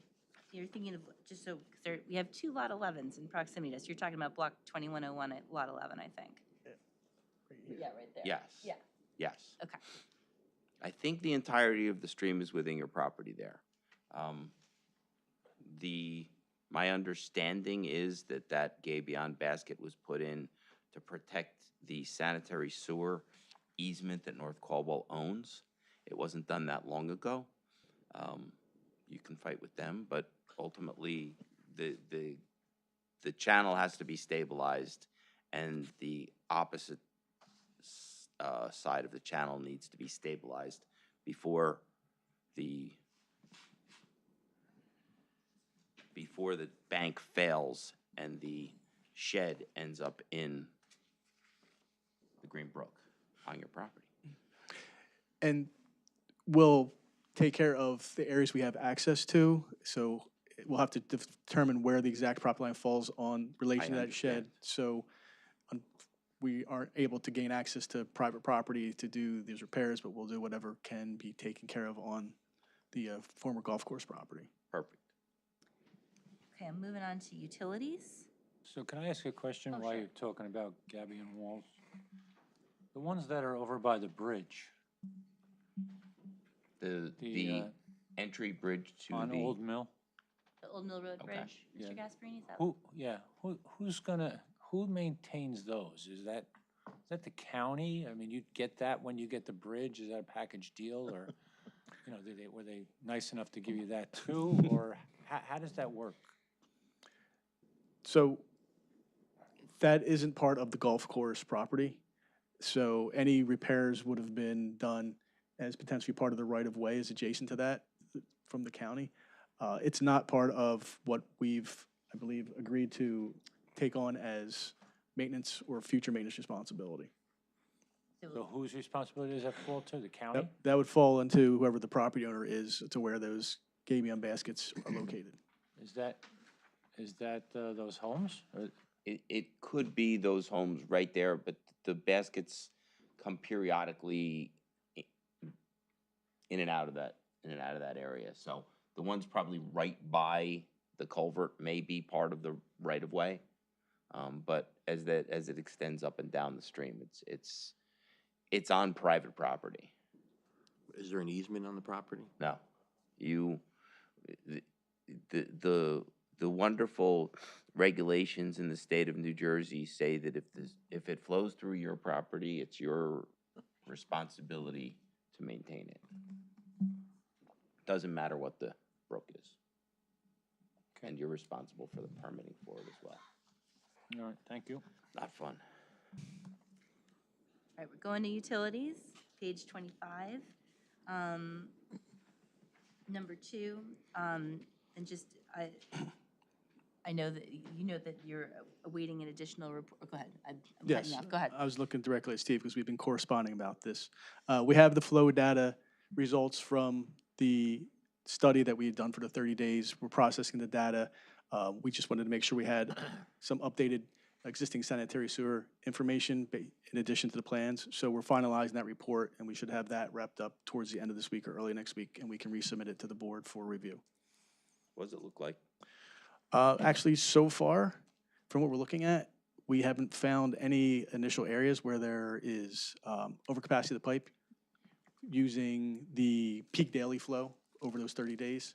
But again, I want to Not double check. finished. Yeah, nothing so far has jumped out as a huge problem area. Good news. Once you have your review, we'll see. Okay. I'm going to page 26. Comment number 10. So I just wanted to, so Mr. Petrie, this has been, I think, in your prior memo as well as this one where you're saying that the proposed water main plan should go to the Fairfield Water Department. Yes.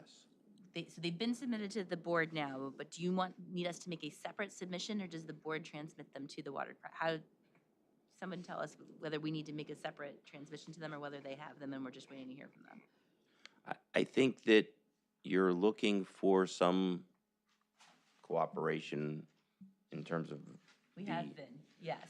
the Fairfield Water Department, and I think that therefore they're going to want to see the plans and ensure that they follow their standards and follow their details, you know, all the way down to, you know, fire hydrant connections and, you know, and fire hydrant types. So that's why I say the water department and the fire department. I think it would be worth just reaching out to them and ensuring that Should I you've covered it. reach out to Walt then and through? Yeah, well, why don't you?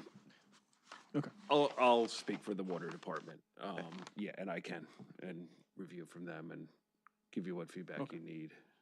After speaking with the maintenance personnel, I think is Steve, does this missing go to the piece here. person that holds the water license? Who holds the water license at Fairfield? Yeah, Dan Cario. Yeah, we have a licensed operator too. Thank you, Mr. Bray. Yeah. Appreciate it. Yeah, and I could forward him a copy. He may have it, but I can forward him a copy for comment. Thank you. I'm sure that'll be helpful. Thank you. I'm going to number 12 on updating the hydrant testing. Yes, once the weather breaks and we get. Beautiful today. And it'll be 35 in several days, so yes, we can. Absolutely true. We can update the water testing as a condition of approval, or do we need to have that wrapped up before? I think that since it's already been tested, I'd have no problem confirming as a condition. Yep.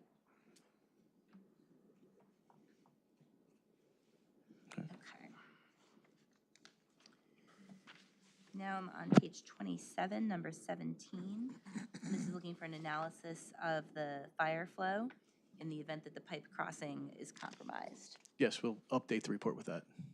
Okay.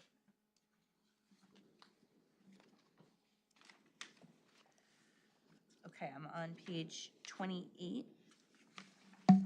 Comment number 6, we'll make the update to those plans, correct? Correct. All right, and now we're into the miscellaneous section. Comment number 2, these are some comments pertaining to the retaining walls. I think we've already covered that in the prior dialogue, so I'm not gonna rehash. And I think that was the last open comment from Mr. Petrie's memorandum. Obviously, Mr. Petrie, let me know if you think there's anything left that we should be touching on, but I think everything else will comply. Was something that has previously been acknowledged by the applicant, and the applicant continues to acknowledge it. I agree. I've starred most things to remind me to add them to a list of any conditions that we look at. Makes sense. So I think that's probably it for Mr. Cruz's testimony this evening. And I mentioned before, from here, our next step would be, I think, our traffic engineer will be coming back, but we thought we'd pause here, Mr. Chairman, to see if the board has other questions for Mr. Cruz on his testimony tonight, or the public for that matter. Is there any other comments from the board? Any questions from the board? Any questions from the public? Please step forward, say your name and address for the record. Bob Steele of 48 Fleetwood Avenue. Bob Spiel of 48 Fleetwood Avenue. And going back to the dumpster positioning, where it's positioned, will people be able to look down into the dumpster from their apartments? You talked about screening it, but. Well, it'll be at the corner, so the windows would be basically, I don't say perpendicular, but they would be looking in opposite directions of the corner of the trash enclosure. So they would or would I was not gonna be say, able is to that a look yes into or it? No, so, but my recollection, yes, sorry, my recollection of the layout for the corner units is there wouldn't be any direct window looking into the trash enclosure. Okay. That was And it. the location that you're proposing for the enclosure is not flush with the buildings either. It's, I was gonna say in front of, but that depends on your view. But it's ahead of the buildings a little bit, so it's not like you look at the trash enclosures next door to the building. Correct, correct. So one of the buildings will have a garbage chute and one will not, correct? No garbage There's chutes. no garbage chute for either one. Correct, So so both buildings will use that dumpster. correct. Is there a certain size dumpster in relationship to how many units are there? So the sizing is standard for what the landlord, it was Woodmont, they testified previously about this. It's the standard size that they use for communities of this size, and then they arrange for private hauling to empty it as needed, typically twice a week.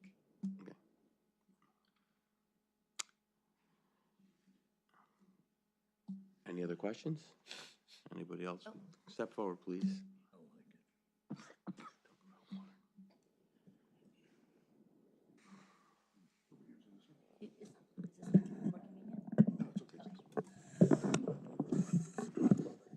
Just state your name and address for the record, please. Yes, Stuart Friedman, 33 Schindler Way in Sterling Green. Listening tonight and knowing, I think from my past comments and other residents, one of our principal concerns, if not the principal concern, is the result of stormwater.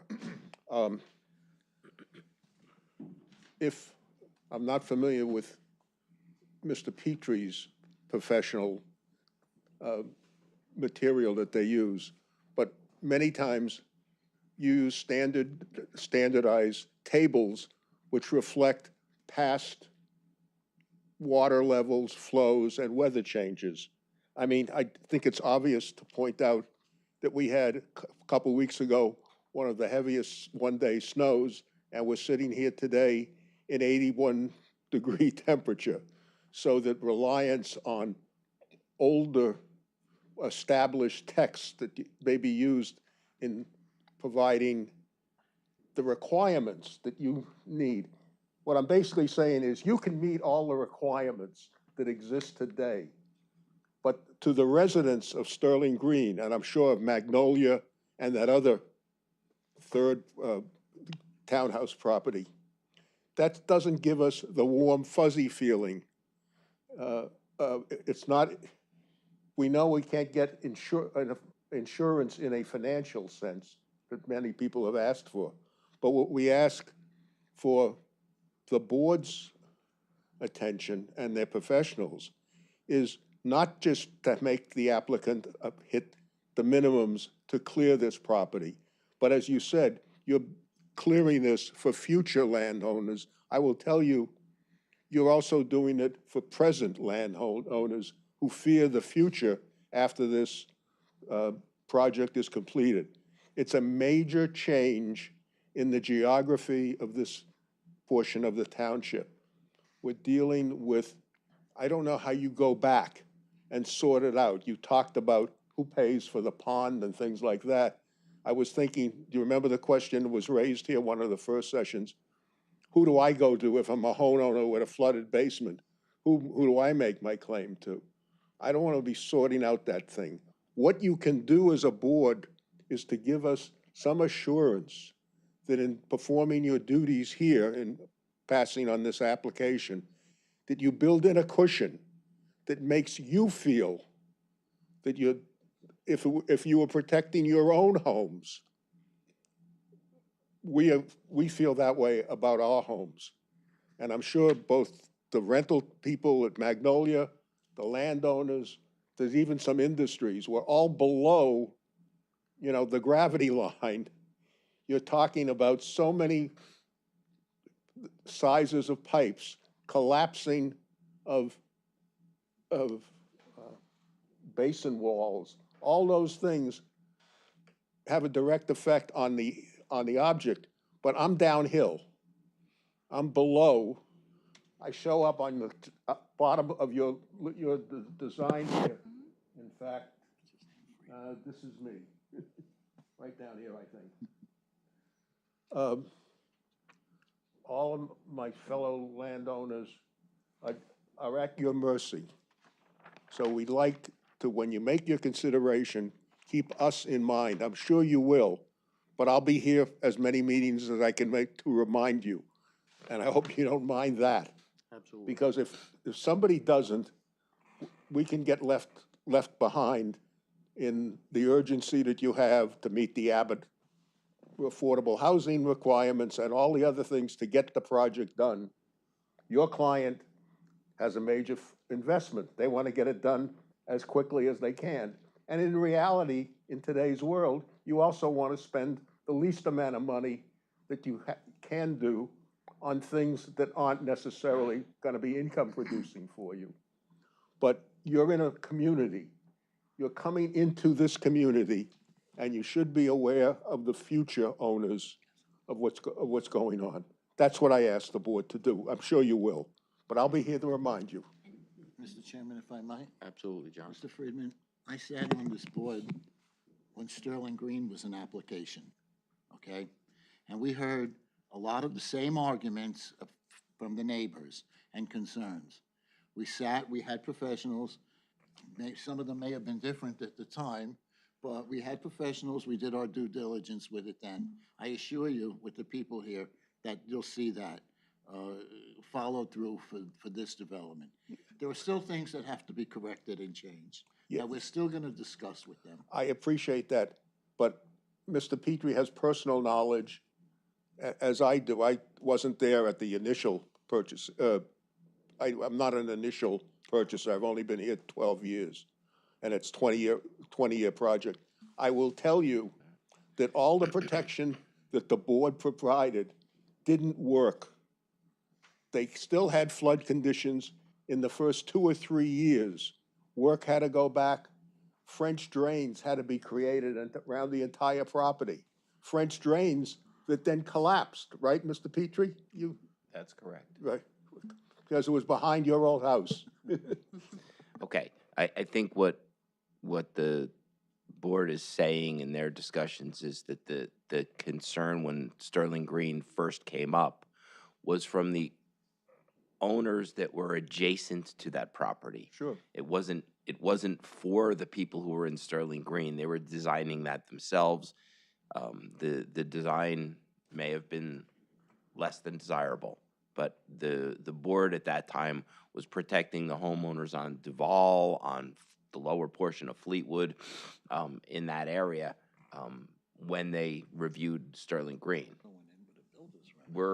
And I wasn't a board consultant at that time, but I did come to the meeting because it was initially not an affordable housing litigation case, and the mayor and council at that time, and it was several administrations ago, decided that they were going to deny that application. It turned into a affordable housing case, and they got more units in Sterling Green than they had originally asked for, because it was a Mount Laurel case. So It's Mount Laurel. Where's the Mount Laurel? That's the general law that. Oh. they at that time you Not could at the prices that we paid. at that time you could pay to have it off site. Send it somewhere else. Okay. So that's what happened at that time. It's not allowed to do that anymore. It's now got to be inclusive, and so that's what we're here to discuss. The application meets the ordinances and it meets the standards. I heard you say that we should hold them to a higher standard, not the minimum standard.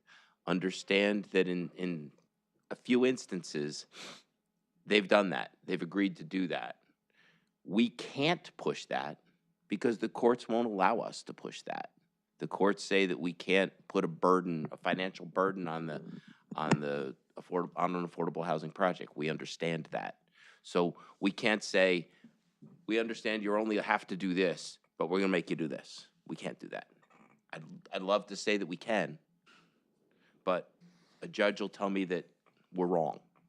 What we're hearing so far is they are agreeing to go above and beyond in many cases. And believe me, your comments are never going to be ignored. You make a great case, and we listen to you. So we appreciate it, and we welcome you back every time. If I may, Mr. Friedman, I'd also just say that, to the point of your concerns, one thing that hopefully gives you some comfort is you've had several engineers look at the design thus far. You have our engineer who's looked at it, Mr. Petrie's looked at it, you have Mr. Burry as well. We actually had a consultation collectively with the NJDEP to make sure that we were using the correct standards in designing the stormwater management, and even Sterling Green engaged their own engineer to look at the plans as well. So you have a lot of people with much more technical capability than me who have reviewed this to make sure that the most current, which are the most stringent regulations we've ever had in New Jersey, are being satisfied. And the other thing I would say to you is you have in this applicant Toll Brothers, which is a national home builder, and it cares about its reputation. It's not a developer who's going to build one community in New Jersey and disappear overnight. They care about the reputation among home buyers. They care about how they're ranked in terms of the quality of their homes and the quality of their communities.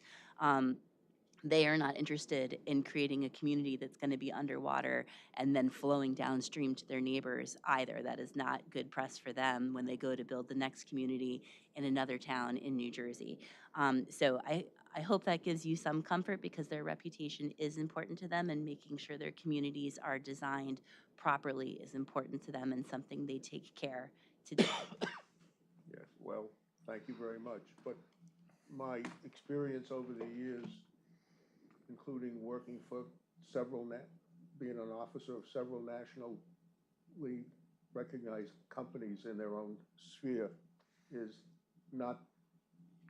doesn't give me a great deal of faith in that. But that's not your, sorry to hear that's that. not your job. It's their job. And there's a response mechanism between the public, whether it's in the board level or not. It's called a ballot box. So that's one response level. I don't want to, what worries me is not Toll Brothers, but 2 years later, I'm dealing with a homeowners association that's 150 people looking at half a dozen members of the board who say, well, you know, we want to be happy, and they don't come with the same public interest.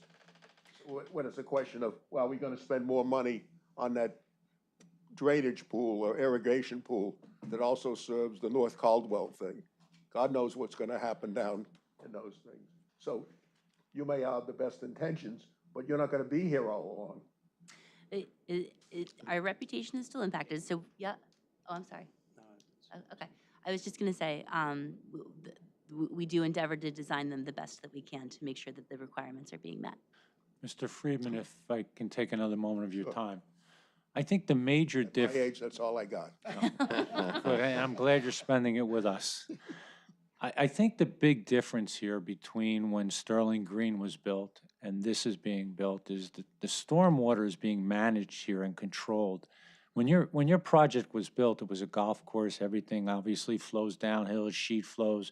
You can see what it does today when we have a heavy rain. It's not controlled. It's just coming right over into the back of the office building, spilling over by there. When they designed that, Mike, correct me if I'm wrong, they could only deal with catching that water that was coming onto your property and channeling it to wherever it could go and hopefully not damage the structures that were built. In this case, everything is being designed to be caught and released into a dedicated river, stream, culvert, detention, whatever you want to call it, all the different areas. So I think it's a much more controlled environment, and I think that you will be pleasantly surprised. And maybe, correct me, Mike, if I'm wrong, even the back area where you, the mayor, myself, I think Sean was with us, somebody else was with us, when we walked through there, you're walking on spongy, mushy ground because it's always damp back there. I think once that this gets controlled and the water is diverted to the areas that it's supposed to, you may even see that back area dry out a little Well, bit. I will tell you, not semi-scientific, because the only thing I have my famous double sump pumps. It has gone constantly at 1 minute intervals over the last 14, 21 days since the storm came. And what worries me, and that's not groundwater, that's water table, because my lawns don't go squish. They're solid. Right, you're at the corner there. Yeah. The only way that I keep track of it is I time the intervals between when the pump starts and when the pump stops. After a normal rainstorm, when I first moved in, it would go on for a couple hours and eventually slow down to was 1 or 2 minutes between cycles. It has gradually increased over time, which makes me believe that the water level is down. You can't do core work, I guess. I don't have the money to do it, and the association won't do it. So you're stuck as a homeowner with a finished basement, which at one point did flood, I'm told, before I took it, before they made all these improvements on the outside drainage. It is now working at one minute intervals. I would normally expect about this time, with the dryness now, if I went back, I would have, in normal times, expect 1.5 minutes, 2 minute intervals, and have it stop in a couple days. I doubt if it's gonna do that. So I don't know what's happening underneath, but as you propose the land, I can only see more water somehow getting into that water table, whether it's because you've taken away, you've made impermeable improvements, which inherently changes something. And also whether you're moving the geography here. You're moving a hell of a lot of rock and a hell of a lot of soil around.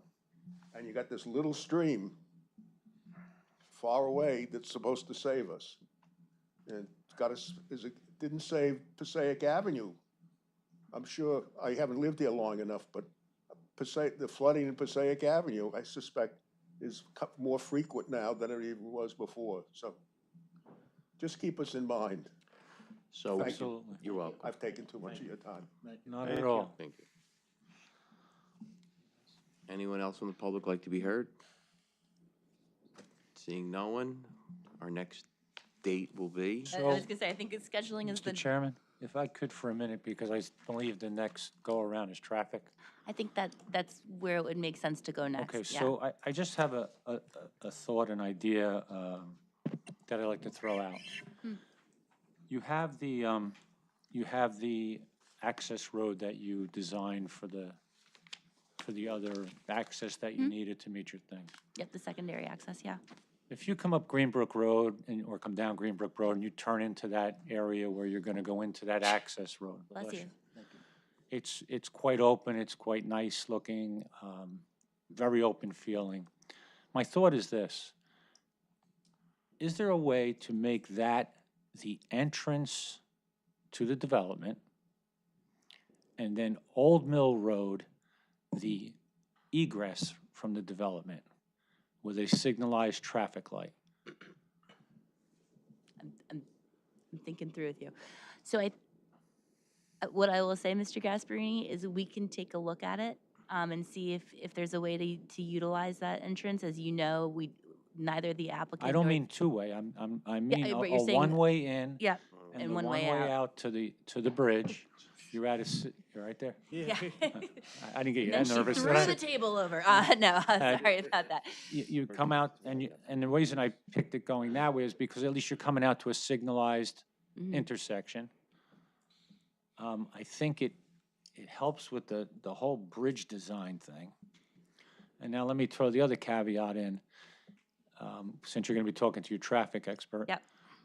Is there a way to, if that was to be done, is there a way where instead of coming over the culvert, the pedestrian coming over the culvert, getting to the corner of Greenbrook Road, crossing over that, crossing over Greenbrook Road, crossing over the other side of the entrance to the high school, to have that sidewalk that's already on that side go left and cross right there, so we eliminate maybe 3 crossings, and he ends up on that island that splits for the right-hand turn on the egress out of the high school. I appreciate what you're thinking about, Mr. Gasparini. It's actually something we've asked our traffic expert to take a look at. So I would expect that we can talk about both of those suggestions when he's next here. But I appreciate the kind of creative thinking. I just wanted to give you a heads up since you're bringing him back here. Yeah, and we heard some of those concerns about the pedestrian access when we were with you in February, so we've Right, already asked yeah. them to start taking a look at that. So I follow you, and we'll make sure he explores those possibilities. Thank you. Yep. One other thing. Hmm. The elevator for the other apartment building. For the family, Yeah, I don't know. I'm not happy with the way it is. It's 3 stories. Each floor is how big? How many square Yeah, feet is each floor? It's a large building. Is it more than 3,000 square feet? I'd have to look. Is it a 10,000 square foot building? Do you happen to know? I don't know off the top of my head. I don't know the gross square footage If off the top I of my have it head. handy, hang on. But I will say, it's not a code requirement, and it's typical for both market and affordable buildings of the 3-story design to not include the elevator. Let me see if I have the architectural plans to give you an answer on the square footage.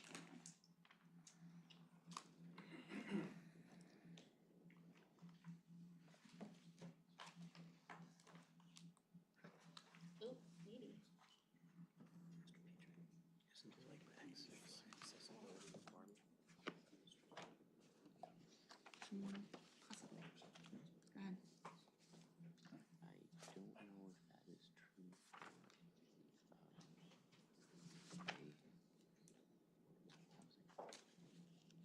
Even age restricted. age restricted there is. Oh, they have a elevator age restricted. They do. Right, yes. Yeah, right, there is an elevator for the age restricted, correct. Correct. I can look at it, it's fine.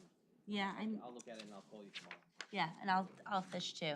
I'm not putting my finger on Yeah, it. let's get out of here at 8 o'clock. I don't know what time it is with daylight savings time on my. It's like 12. Hmm? Steve, Feels like 12. when's the next meeting? Right. 14th? April 14th. Okay.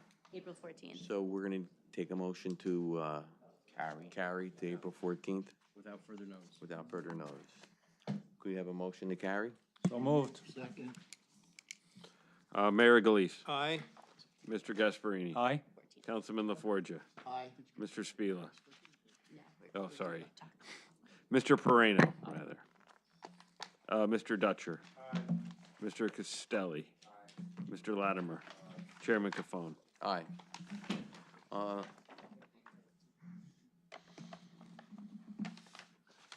Under miscellaneous, we have approval of the bills for Petrie Engineering invoice 25-155-10.